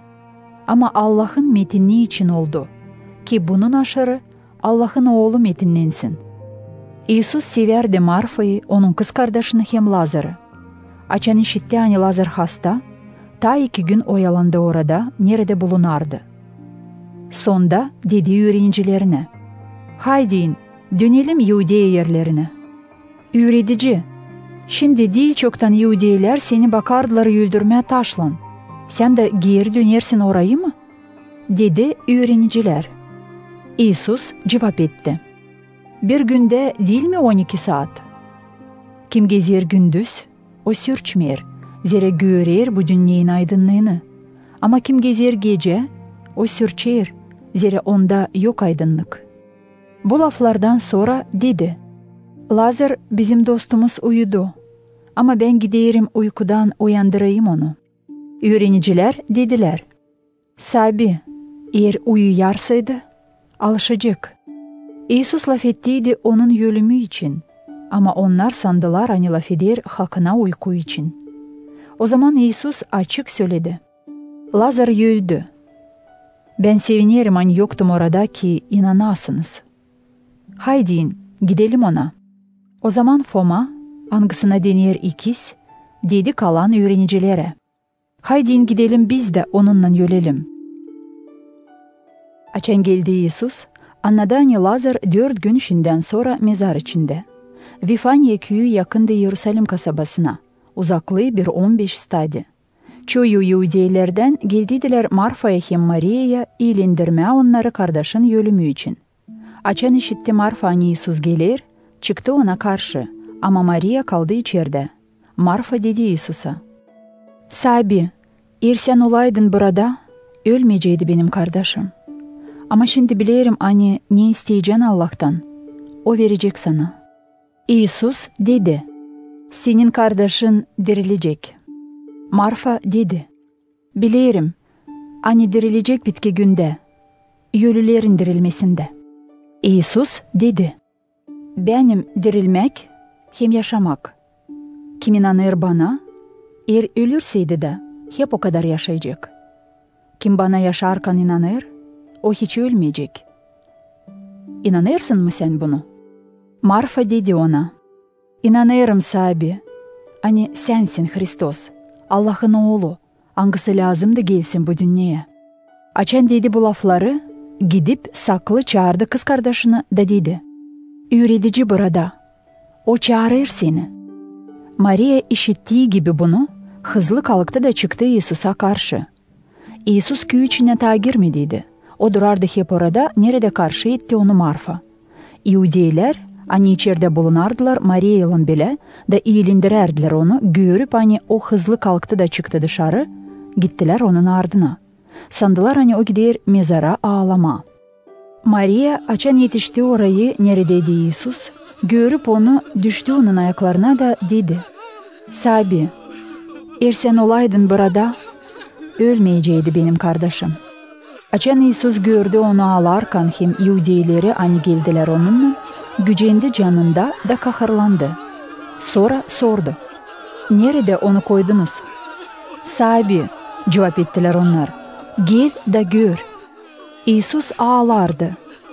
O zaman Yahudiler dediler, "Ya bak o ne severdi onu." Ama kimisi onlardan dediler, "O hani açtı körlerin gözlerini, ne yoktu mu nice yapsın ki bu adam da ölmesin." Sonra İsus öyle kahırlı geldi mezara. Mezar bir lağımdı, ağzına da bir taş koyuluydu. "Aktarın taşı bir tarafa," dedi İsus. Marfa, ölünün kız kardeşi dedi, "Sabi, o bit kokar, zireşinden sonra 4 gün nice öldü." İsus dedi, "Ben sana söylemedim mi hani eğer inanarsaydın, göreceksin Allah'ın metinliğini." Aktardılar taşı lağım ağzından, neredeydi ölü. İsus kaldırıp bakışını göke dedi, "Baba, şükür ederim hani işittin beni. Bilirim hani her zaman işitirsin beni, ama bunu diyerim bu insan için, hani burada durur, ki onlar inansınlar hani sen beni yolladın." Bu laflardan sonra bağırdı büyük sesle, "Lazar, çık dışarı." Ölü çıktı. Elleri hem ayakları bağlı bezlerle, suratı da sarılı peşkirlen. İsus dedi, "Çözün onu da gidebilsin." Çoğu Yahudilerden angları geldiler Maria'ya, görüp ne yaptı İsus, inandılar ona. Ama kimisi gittiler Fariseylere de söylediler ne yaptı İsus. O zaman büyük papazlar hem Fariseyler topladılar Sinedrion'u da dediler, "Ne yapalım? Bu adam yapıyor çok meraklı nişan. Eğer bırakarsak öyle onu, hepsi ona inanacaklar. Gelecek Romalılar da telif edecekler hem bizim ayız yeri, hem milletimizi." Birisi onlardan, Kayafa, hangisi o yıl başpapazdı, dedi, "Siz bir şey bilmiyorsunuz. Anlamıyorsunuz hani ta isla sizin için bir adam ölsün hepsi insan için, ne kadar hepsi insan kayba kalsın." Bu lafı o söylemedi kendinden. Ama çünkü o yıl başpapazdı, prorokluk etti hani İsus lazım ölsün hepsi Yahudi milleti için. Da değil sadece bu millet için, ama toplasın bir yeri hepsi dağılmış Allah'ın uşaklarını. O günden sonra niyetlendiler ki öldürsünler onu. Onun için İsus gezmerdi açık Yahudiler arasında. Gitti oradan bir yere, hani yakın çola, bir kasabaya, adı Efraim, da orada kaldı öğrencilerinden. Yahudilerin Paskelle yurtusu yaklaşardı. Çok insan dolaydan geldiler Yerusalim'e Paskelle'den ileri, paklansınlar diyene. Onlar arardılar İsus'u da birbirine sorardılar ayöz binada. Ne dersiniz? Hiç gelmeyecek mi o yurtuya? Ama büyük papazlar hem fariseyler sımarladıydılar, hani kim anlayacak nerede İsus? Haberlesin onlara ki onlar tutsunlar onu. 12. Bölüm. 6 gün Paskelle'den ileri İsus geldi Vifanya köyüne. Nerede yaşardı Lazar, angasını diriltti ölüden. Orada hazırlandı konuş onun için. Marfa hizmet ederdi. Lazar da onlardan birisiydi, kim İsus'la bile sofradaydı. Maria aldı 1 funt pek pahalı yağ, temiz nard kokulu, yağladı İsus'un ayaklarını da saçlarından silerdi. Bütün içerisi doldu güzel nard kokusundan. Öğrenicilerden birisi, İuda İskariot, Simon'un oğlu, hangisi sonra sattı İsus'u, dedi: "Niçin satılmadı bu yağ 300 dinara, da para verilsin fukaralara?"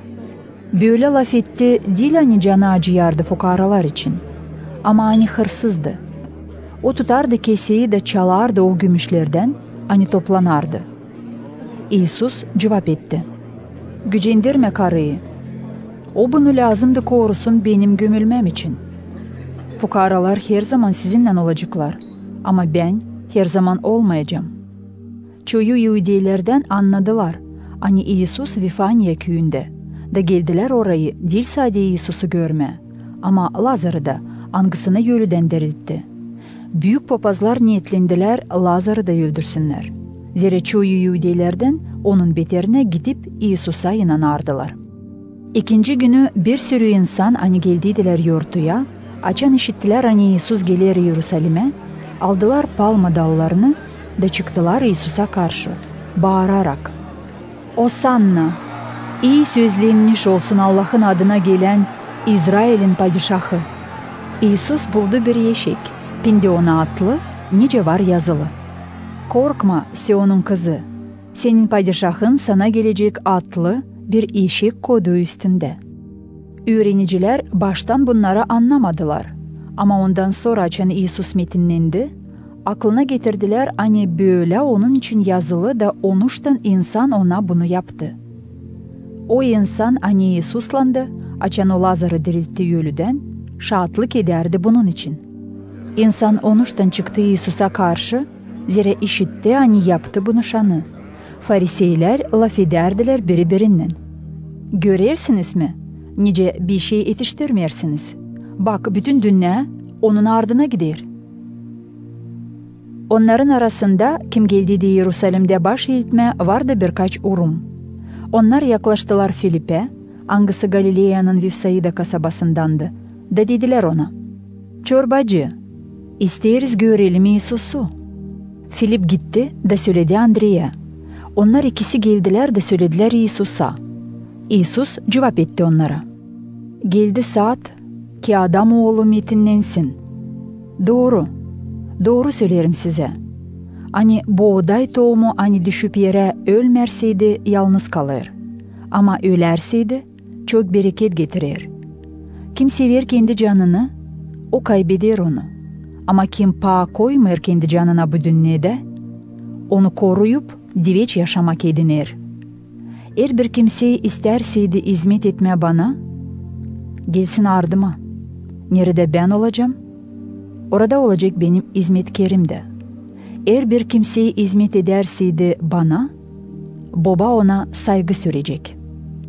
Şimdi beni kahır bastı. Ne diyeyim ben? Diyeyim, baba kurtar beni bu acı zamandan.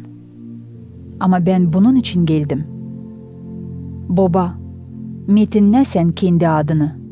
O zaman gökten işitildi bir ses, hani dedi: "Metinledim, hem metinleyeceğim de."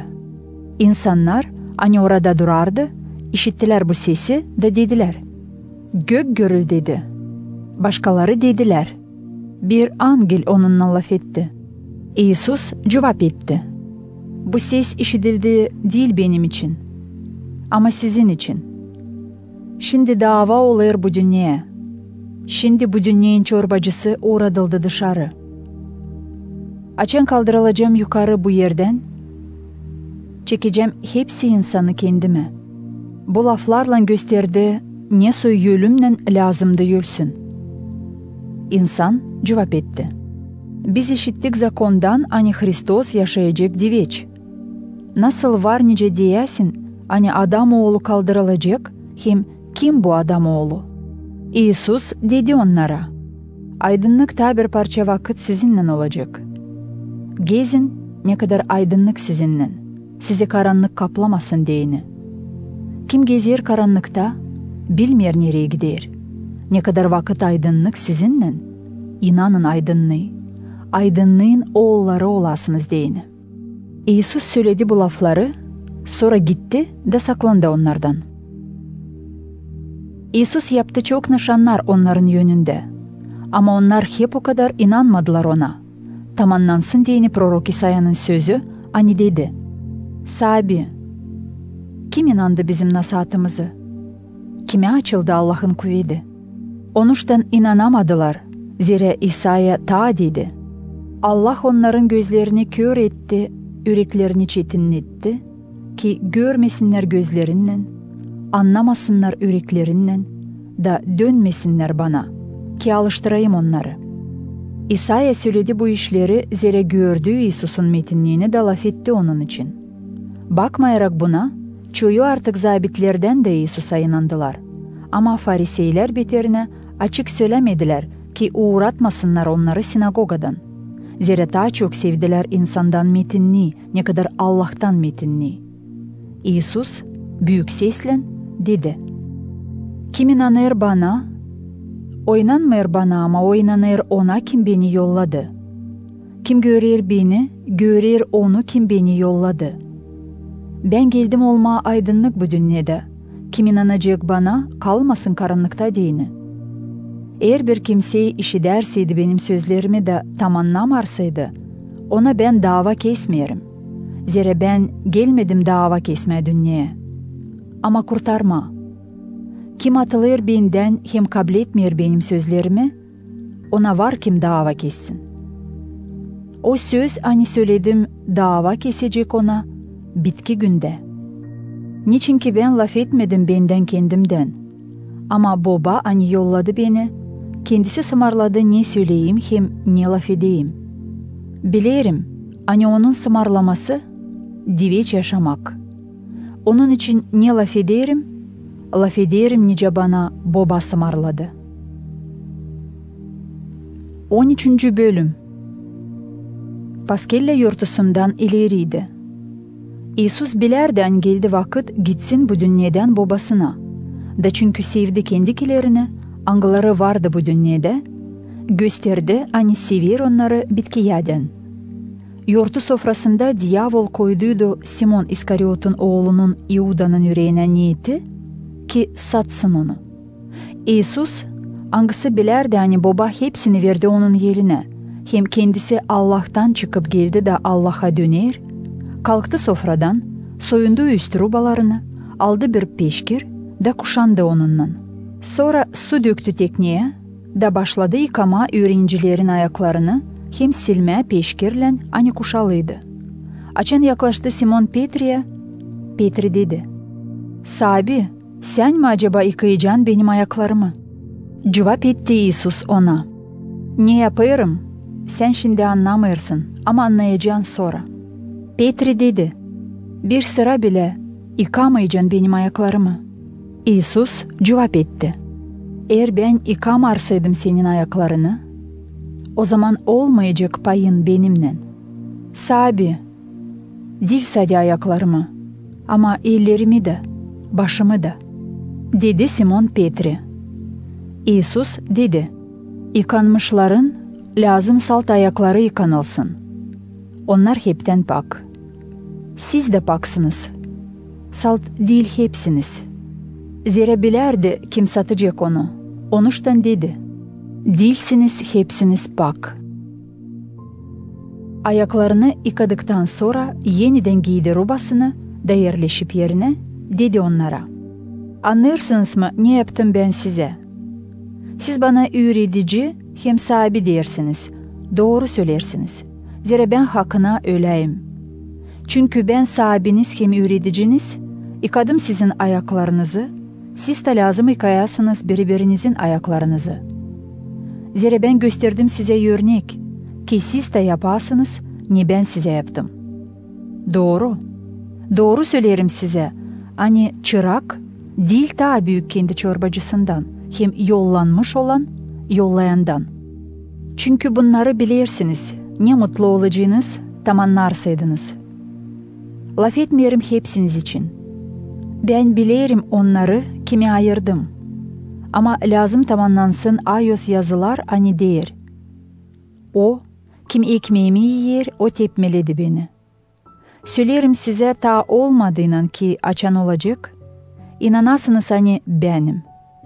Doğru. Doğru söylerim size. Kim kabul eder onu kimi ben yollarım, o beni kabul eder. Kim kabul eder beni, o kabul eder onu kim beni yolladı. Açan İsus söyledi bu lafları, güçlendi, daha açık laf edip dedi: Doğru, doğru söylerim size.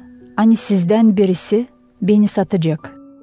Öğreniciler baktılar birbirine, da anlamadılar kimin için laf eder. Öğrenicilerden birisi, hangisini severdi İsus, oturardı sofrada anık İsus'un kucağına. Simon Petri ona yaptı nişan ki sorsun kimin için laf gider. Bu öğrenici hangisi anıktı İsus'un göğsüne sordu: Sahibi kimdir o adam? İsus cevap etti: O, kime vereceğim bu bukayı hani banacağım. Sonra bana bukayı verdi Simon İskariot'un oğluna Yuda'ya. Açan Yuda aldı bukayı, şeytan girdi ona. İsus dedi: Ne yapacaksın tez yap. Kimseyi onlardan hani oturardılar sofrada, anlamadılar niçin dedi bu lafları. Kimisi sanardı çünkü Yuda taşıyardı keseyi. İsus istedi ona deme: Satın al ne lazım bize yurtu için, iyi ki ver bir şey fukaralara. Yuda açan aldı bukayı, hızlı çıktı dışarı. Gece olmuştu. Yuda dışarı çıktıktan sonra İsus dedi: Şimdi metinlendi adam oğlu, Allah da metinlendi onda. Çünkü Allah metinlendi onda, o zaman Allah da metinleyecek onu kendinde.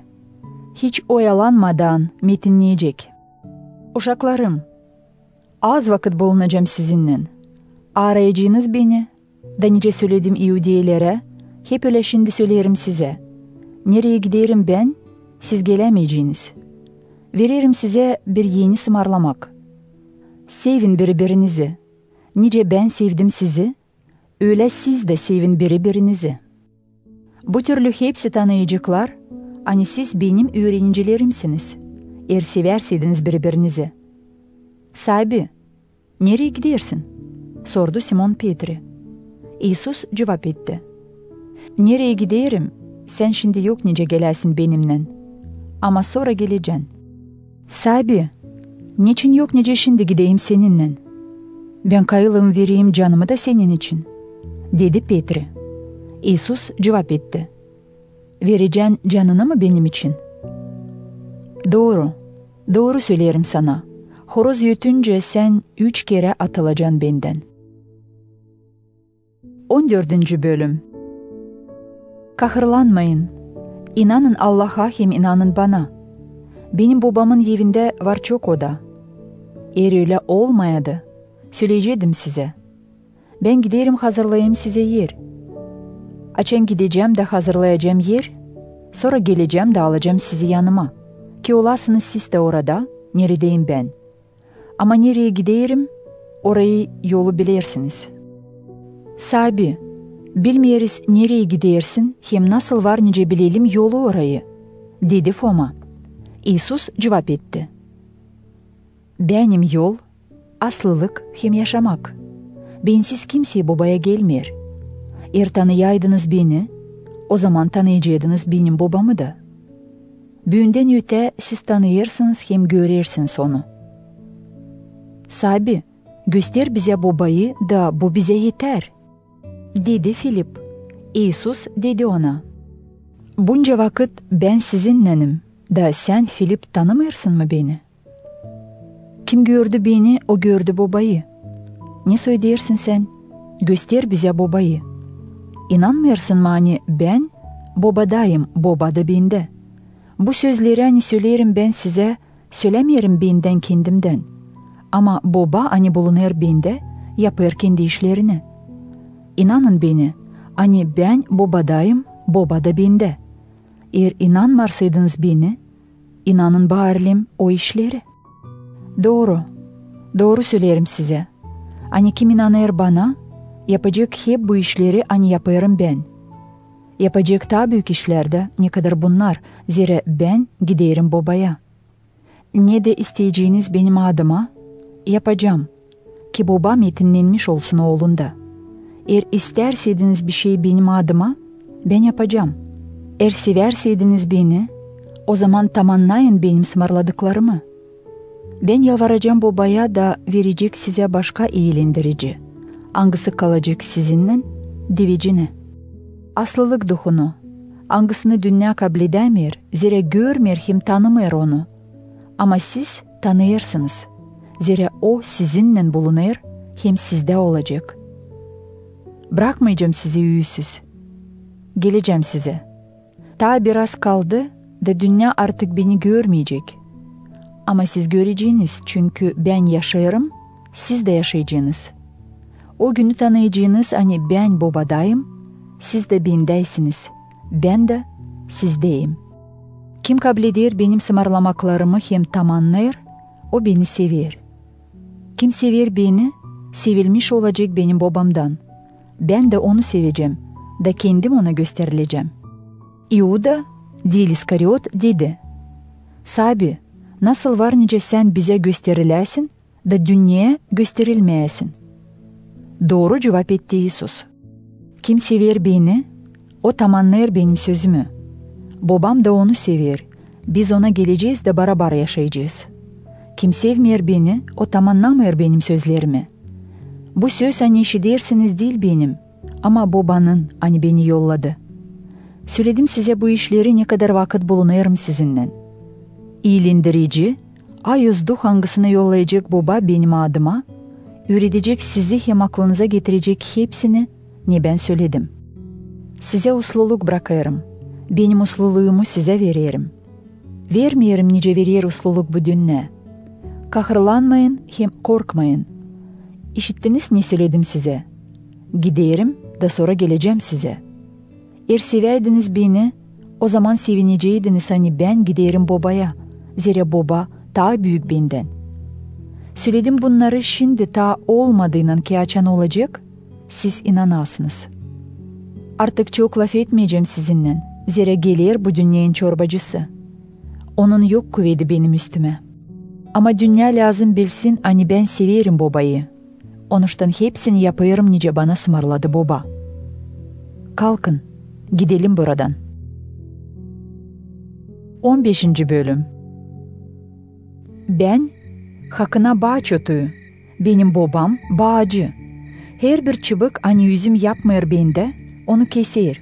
Ama her bir çıbık hani üzüm yapıyor, onu paklar ki yapsın ta çok üzüm.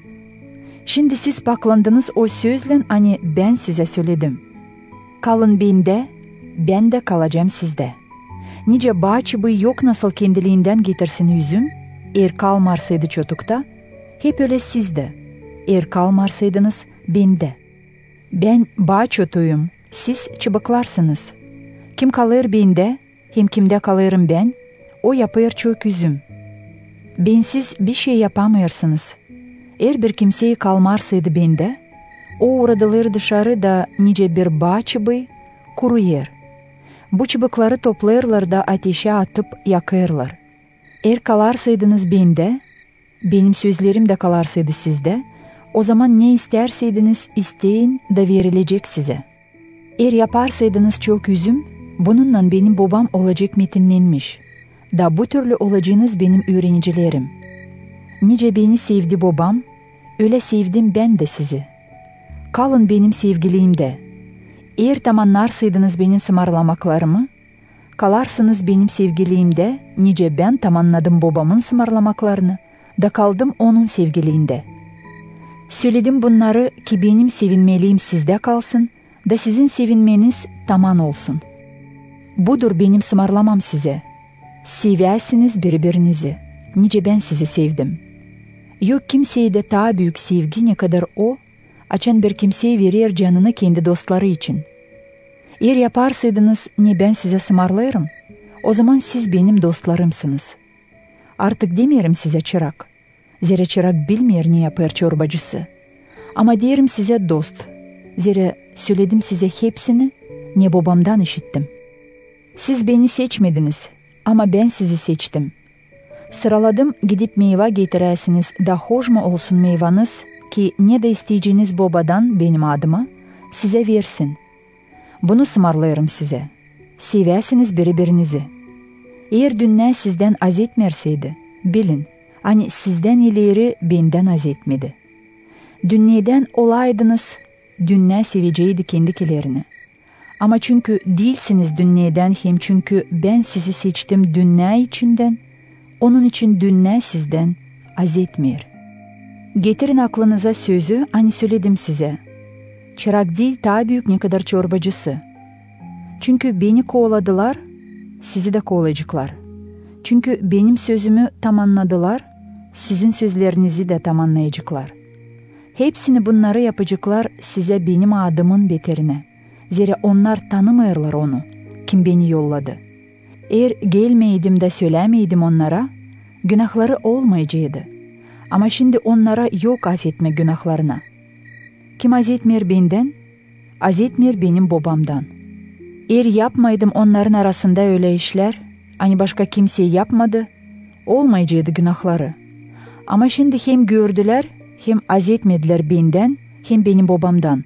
Tamamlansın diye ne var yazılı onların zakonunda. Hiçbir şeysiz karizlendiler bana. Açan gelecek iyilendirici, hangisini ben babamdan size yollayacağım? Aslılık duhu, hangisi babadan gelir? O şahitlik edecek benim için. Siz de şahitlik edeceğiniz niçin ki siz baştan benimlensiniz. 16. Bölüm. Söyledim hepsini bunları ki siz sürçmeyesiniz. Uğradacaklar sizi sinagogalardan. Gelecek artık öyle bir vakit, açan herkes kim sizi öldürecek sanacak hani bununla Allah'a hizmet eder.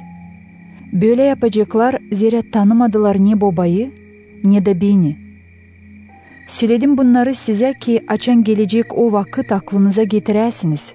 Hani ben size söylediydim bunları. Baştan bunları size söylemedim. Zira sizinle bile bulunurdum. Şimdi giderim ona, kim beni yolladı. Ama sizden biriniz bile sormuyor. Nereye gidersin? Ama bu lafların beterine hani söyledim size, kahır bastı sizi.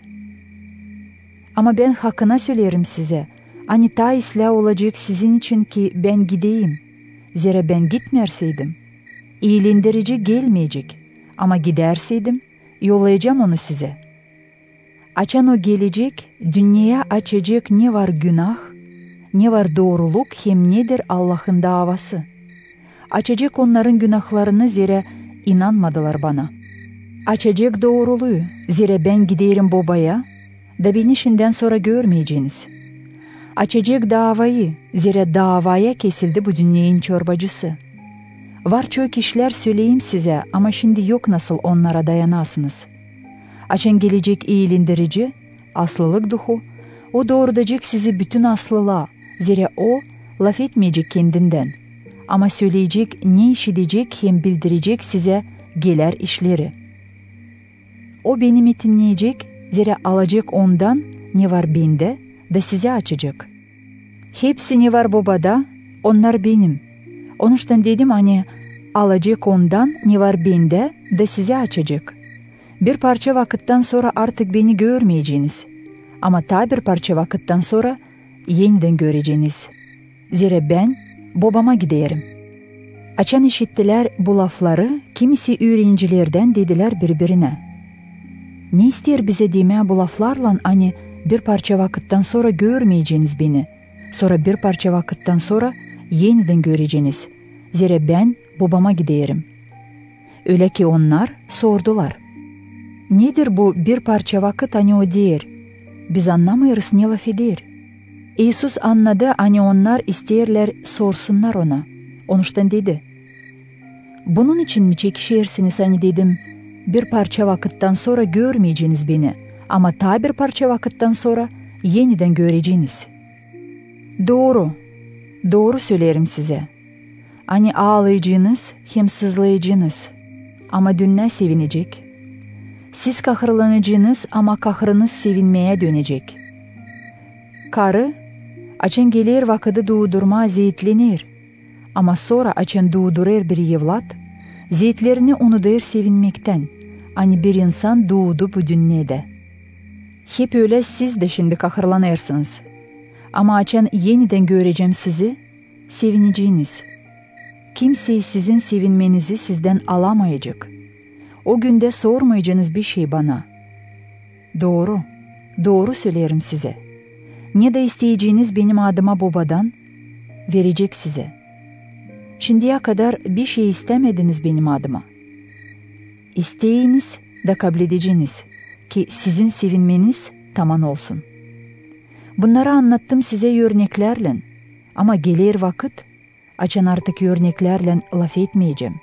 Ama açık laf edeceğim sizinle baba için. O günde isteyeceğiniz benim adıma.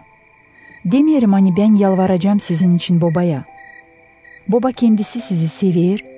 Zira siz sevdiniz beni de inandınız. Hani Allah'tan çıkıp geldim. Geldim babadan bu dünyaya. Şimdi bırakıyorum dünyayı da dönerim babaya. Öğrenicileri dediler. Te şimdi laf edersin açık da hiç laf etmersin örnekle. Şimdi anlayırız, hani bilirsin hepsini, da değil lazım ki sorsun sana bir kimseye bir şey. Onuştan inanırız hani Allah'tan geldin. İsus cevap etti. Şimdi inanırsınız mı? Te gelir vakit artık geldi. Açan dağılışacağınız herkesiniz kendi yerine. Beni yalnız bırakacaksınız. Ama ben değilim yalnız. Zira baba benimle. Söyledim bunları ki usluluğunuz olsun bende. Bu dünyada zeyt geçireceğiniz. Ama gerginlenin. Ben ensedim dünyayı. 17. Bölüm. Bu laflardan sonra İsus kaldırdı bakışını göke de dedi. Baba, geldi vakit metinleyesin oğlunu, ki oğlun da metinlesin seni. Sen verdin ona zabitlik hepsi insan üstüne, ki versin diviç yaşamak hepsine, kimi sen verdin ona. Diviç yaşamak budur, ki tanısınlar seni, hakkına bir Allah'ı, hem İsus Hristos'u hangisini sen yolladın. Ben metinledim seni yerde, bitirdim işimi, ne sen verdin yapayım. Şimdi sen metinle beni, baba. Ver metinliği, hani vardı bende dünyanın kurulmasından ileri. Açtım senin adını insanlara, anglarını verdin bana bu dünyadan. Onlar senindi. Sen bana onları verdin da onlar tamamladılar senin sözünü. Şimdi tanıdılar hani hepsi ne verdin bana, senden gelir. Sözleri hani verdin bana, ben onlara verdim. Onlar kabul ettiler da hakkına tanıdılar. Hani senden çıkıp geldim. Da inandılar, hani sen beni yolladın. Onlar için dua ederim. Dua etmeyerim dünya için ama onlar için. Anglarını sen bana verdin. Zira onlar senin. Hepsi kim benim, onlar senin de. Hem kim senin, onlar benim de. Ben de onlarla metinlenmiş oldum. Ben şimdiden sonra değilim dünyada. Ama onlar dünyada kalırlar. Ben de sana gelirim. Ayöz baba, koru onları kendi adınla. Hangisini sen verdin bana, ki olsunlar birlikte nice biz. Açan ben onlarlandım. Korudum onları senin adınla hangisini verdin bana. Göz kulak oldum da onlardan birisi bile kaybelmedi. Ondan kare, hani lazım kaybelsin ki tamamlansın Ayos yazı. Ama şimdi ben sana gelirim. Bunları söylerim ta dünyada bulunarken, ki benim sevinmeliğim onlarda tamamlansın. Verdim senin sözünü onlara, ama dünya az etmedi onlardan, zira onlar değil bu dünyadan.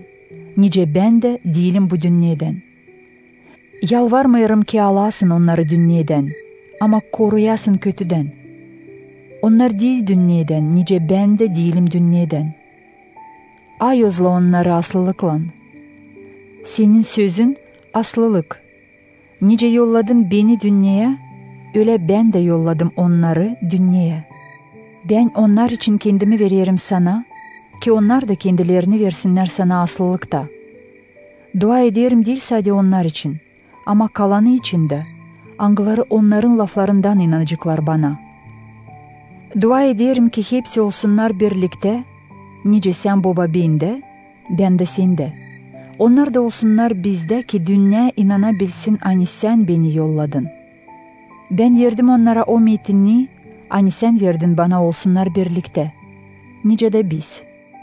Ben onlarda, sen de bende. Ki onlar tamam birlikte olsunlar da dünya tanısın hani sen beni yolladın hem sevdin onları, nice de beni sevdin. Baba, isterim ki orada nerede ben olacağım, olsunlar benimle beraber onlar da. Kimi sen verdin bana ki görsünler benim metinliğimi, hani verdin bana. Zira sen beni sevdin dünyanın kurulmasından ileri. Baba, sen doğruysun. Dünya seni tanımadı ama ben seni tanıdım. Onlar da anladılar hani sen beni yolladın. Ben senin adını açtım, hem ta açacağım da. Ki o sevgi yangısından sen beni sevdin, olsun onlar da, hem ben de olayım onlarla. 18. Bölüm.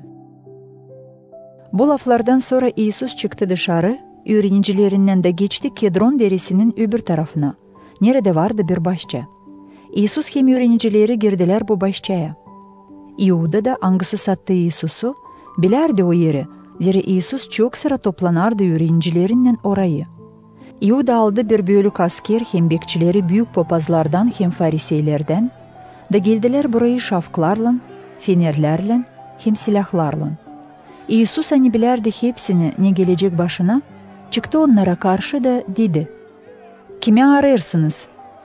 Onlar cevap ettiler, "Nazaretli İsus'u." İsus dedi, "Benim." İuda satıcı onlarla beraberdi. Açan İsus dedi, "Benim." Onlar çekildiler geri de düştüler yere. İsus yeniden sordu, "Kimi arıyorsunuz?" "Nazaretli İsus'u," cevap ettiler onlar.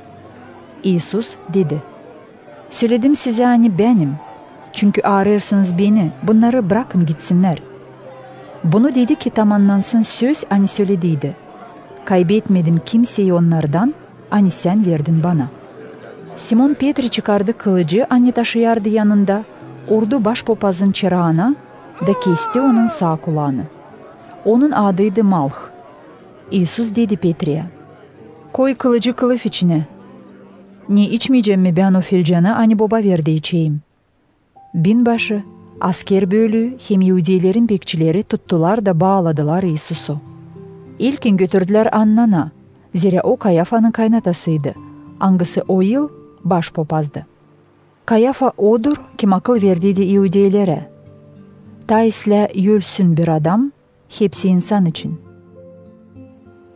Ama Simon Petri giderdi İsus'un ardına, hem öbür öğrenci de. Öbür öğrenci tanışardı başpapazla. O girdi İsus'la beraber başpapazın avlu içine. Petri kaldı dışında, tokatlar yanında.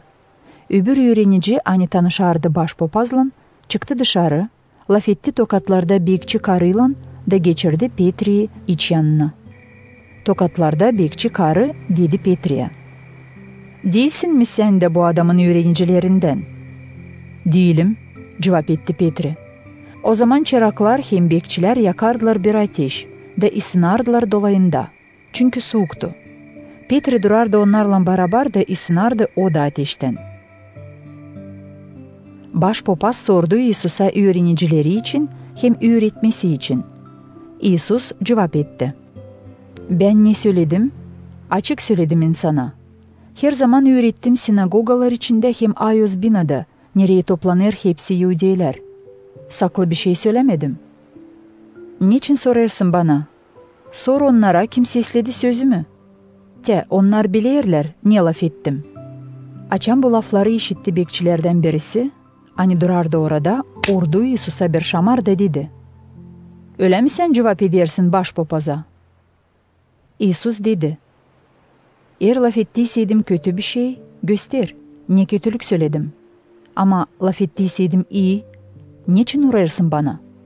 O zaman Annan yolladı onu bağlı başpapaza, Kayafa'ya. Simon Petri durardı da ateşte ısınardı. O zaman sordular ona. Acaba değilsin mi sen de onun öğrenicilerinden? O atıldı da dedi. Değilim.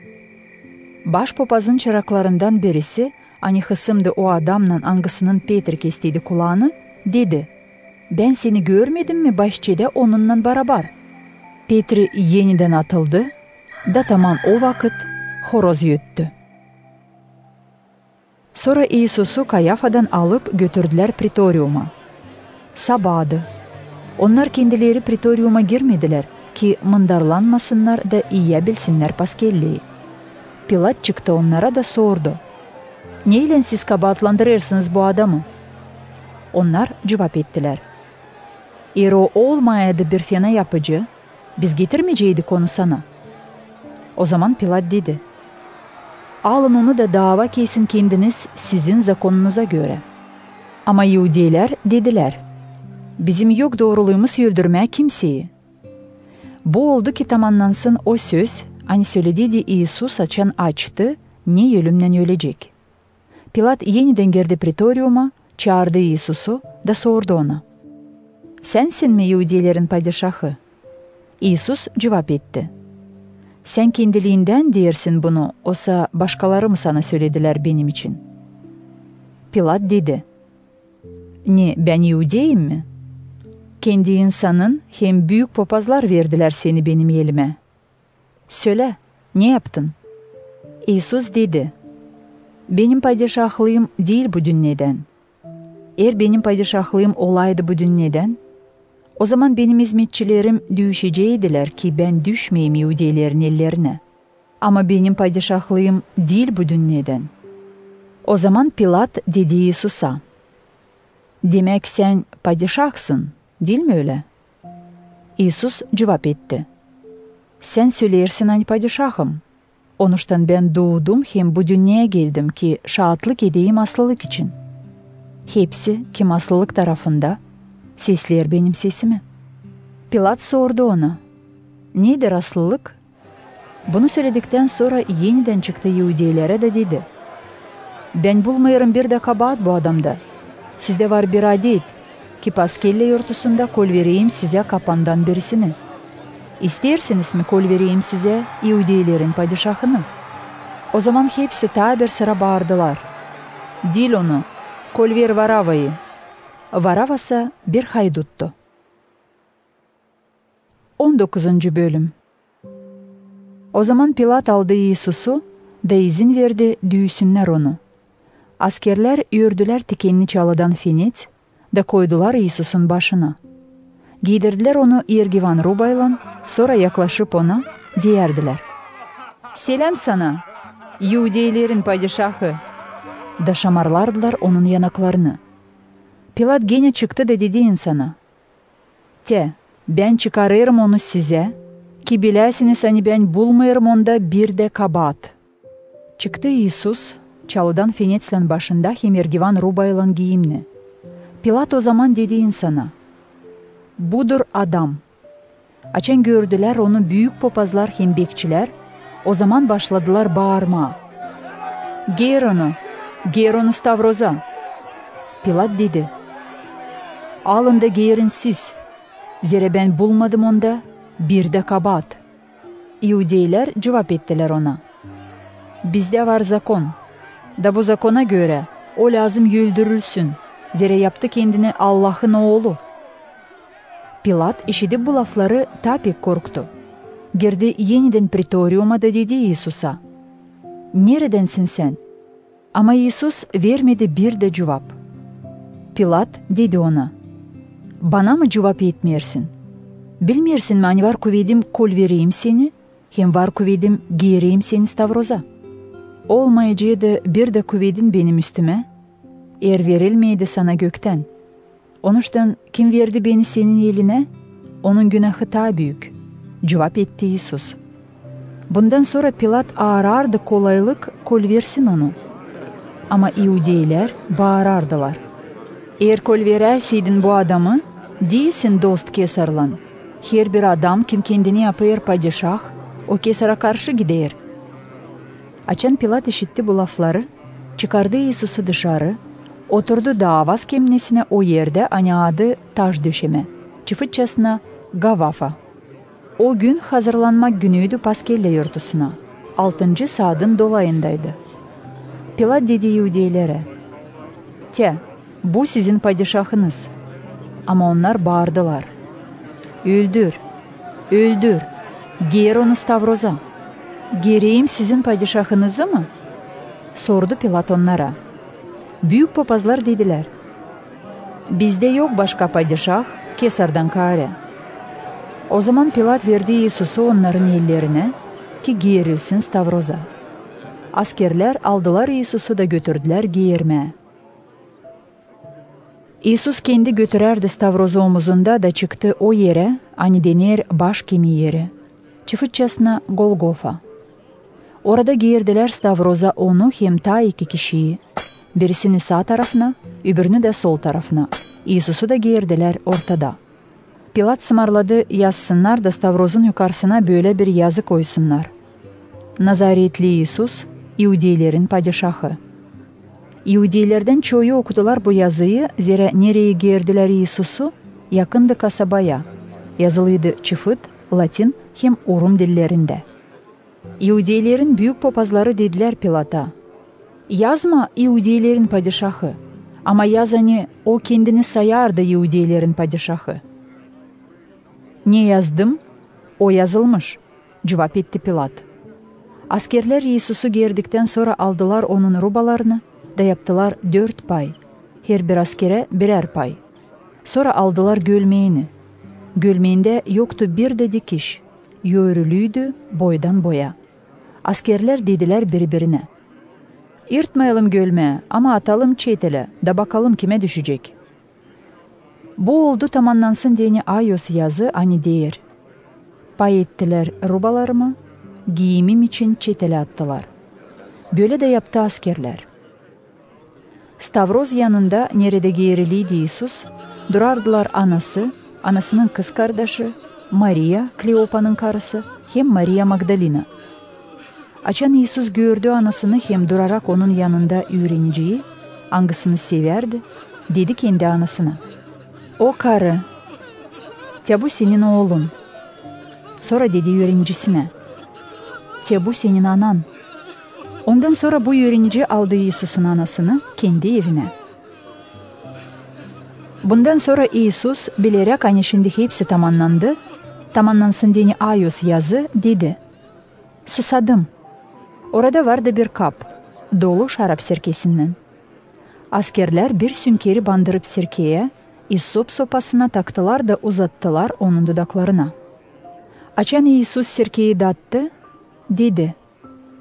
Tamamlandı. Sonra eğitti başını da salverdi duhunu. Cuma günüydü. İudeyler istemerdiler ki güydeler Stavroz'da giyerili kalsınlar cumartesi günü. Zira o cumartesi bir büyük gündü.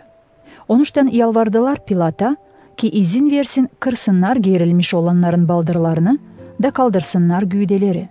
Askerler geldiler da kırdılar ilkinkisinin baldırlarını. Sonra ikincisinin, hani İsus'la bile giyeriliydi. Ama açan yaklaştılar İsus'a, gördüler hani o ölü. Onun için onlar kırmadılar onun baldırlarını. Ama askerlerden birisi sapladı onun iyisini süngüyle da birden kan hem su aktı. Bunu gören şahitlik eder da onun şahitliği aslı.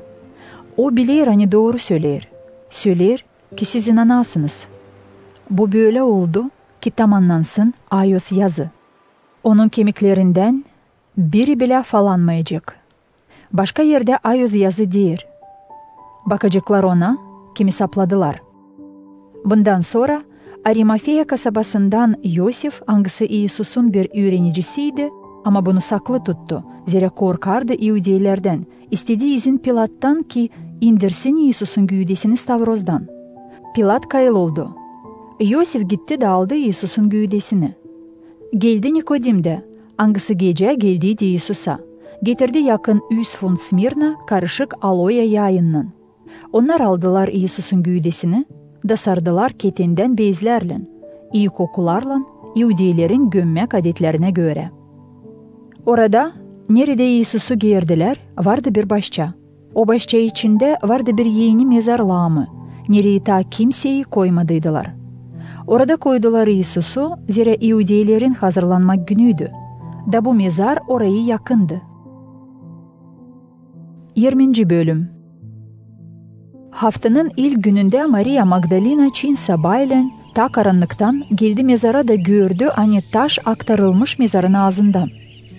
O kaçarak gitti Simon Petri'ye hem öbür öğreniciye, hangisini severdi İsus, da dedi onlara, almışlar sahibi mezardan, da bilmeyiz nereye koydular onu.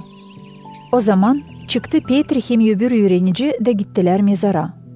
İkisi beraber kaçtılar ama öbür öğrenici Petri'den ta pek kaçardı. Da yetişti ondan ileri mezara. Açan yıldı gördü ketin bezleri yerde ama mezar içine girmedi. Onun ardına geldi Simon Petri. O girdi mezar içine, gördü yerde ketin bezleri hem peşkiri ani başındaydı. O değildi bezlerle bir yerde ama sarılı topluydu da koyuluydu başka tarafa. O zaman girdi mezar içine öbür öğrenici de, hangisi ileri yetiştiydi mezara da görüp inandı. Zira onlar da bilmerdiler ayöz yazıdan hani İsus lazımdı dirilsin yölüden. Sonra öğreniciler yeniden döndüler geri eve.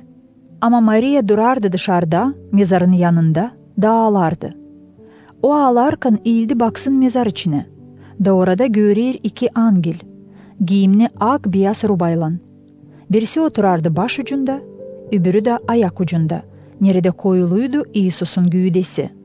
Onlar sordular ona, "Karı, niçin ağlıyorsun?"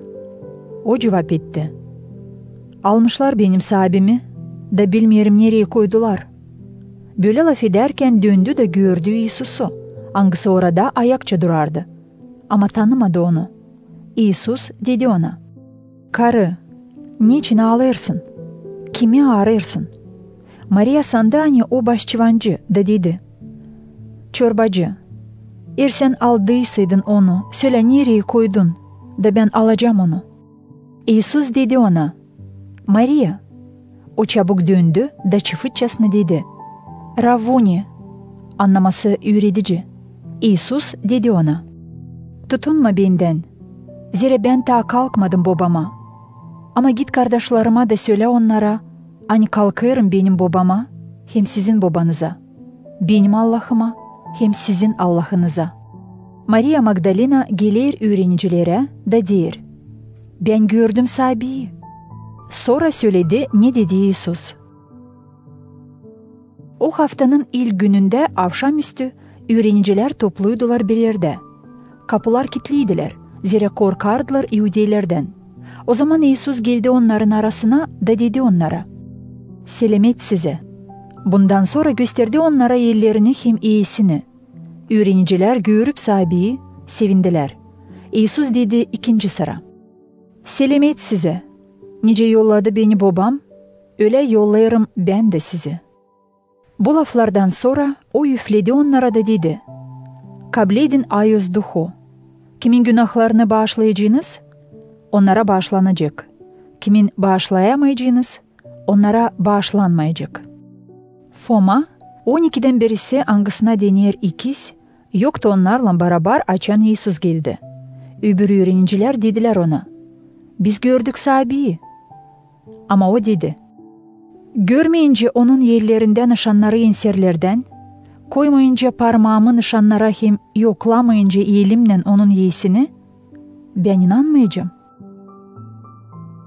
8 günden sonra yeniden topluydular İsus'un öğrencileri içeride. Foma da onlarlandı. Kapılar kilitliyken girdi İsus onların arasına da dedi: "Selamet size." Sonra diğer Foma'ya: "Ver parmağını da bak benim ellerime. Ver elini da yokla benim iyimi da olma inansız, ama ol inancı." Foma dedi: "Sabim hem Allah'ım."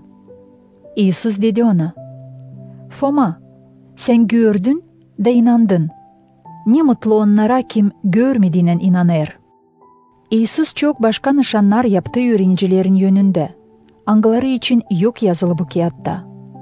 Ama bunlar yazılı ki siz inanasınız hani İsus, Hristos, Allah'ın oğlu da inanarak diveç yaşamanız onun adından olsun. 21. Bölüm. Bundan sonra İsus yeniden gösterildi kendi öğrencilerine Tiberiada Gölü'nün boyunda. Tenice o göründü. Simon Petri, Foma, angasına denir ikiz, Nafanail, Galilea'nın Kana köyünden, Zebedey'in oğulları hem ta iki öğrenci toplandıydılar bir yere. Simon Petri dedi: "Giderim balık tutma." Onlar cevap ettiler: "Gideriz biz de seninle." Gittiler de pindiler kayık içine. Ama o gece bir şey tutmadılar. Açan aydınlandı, İsus durardı gölün boyunda ama öğrenciler tanımadılar onu.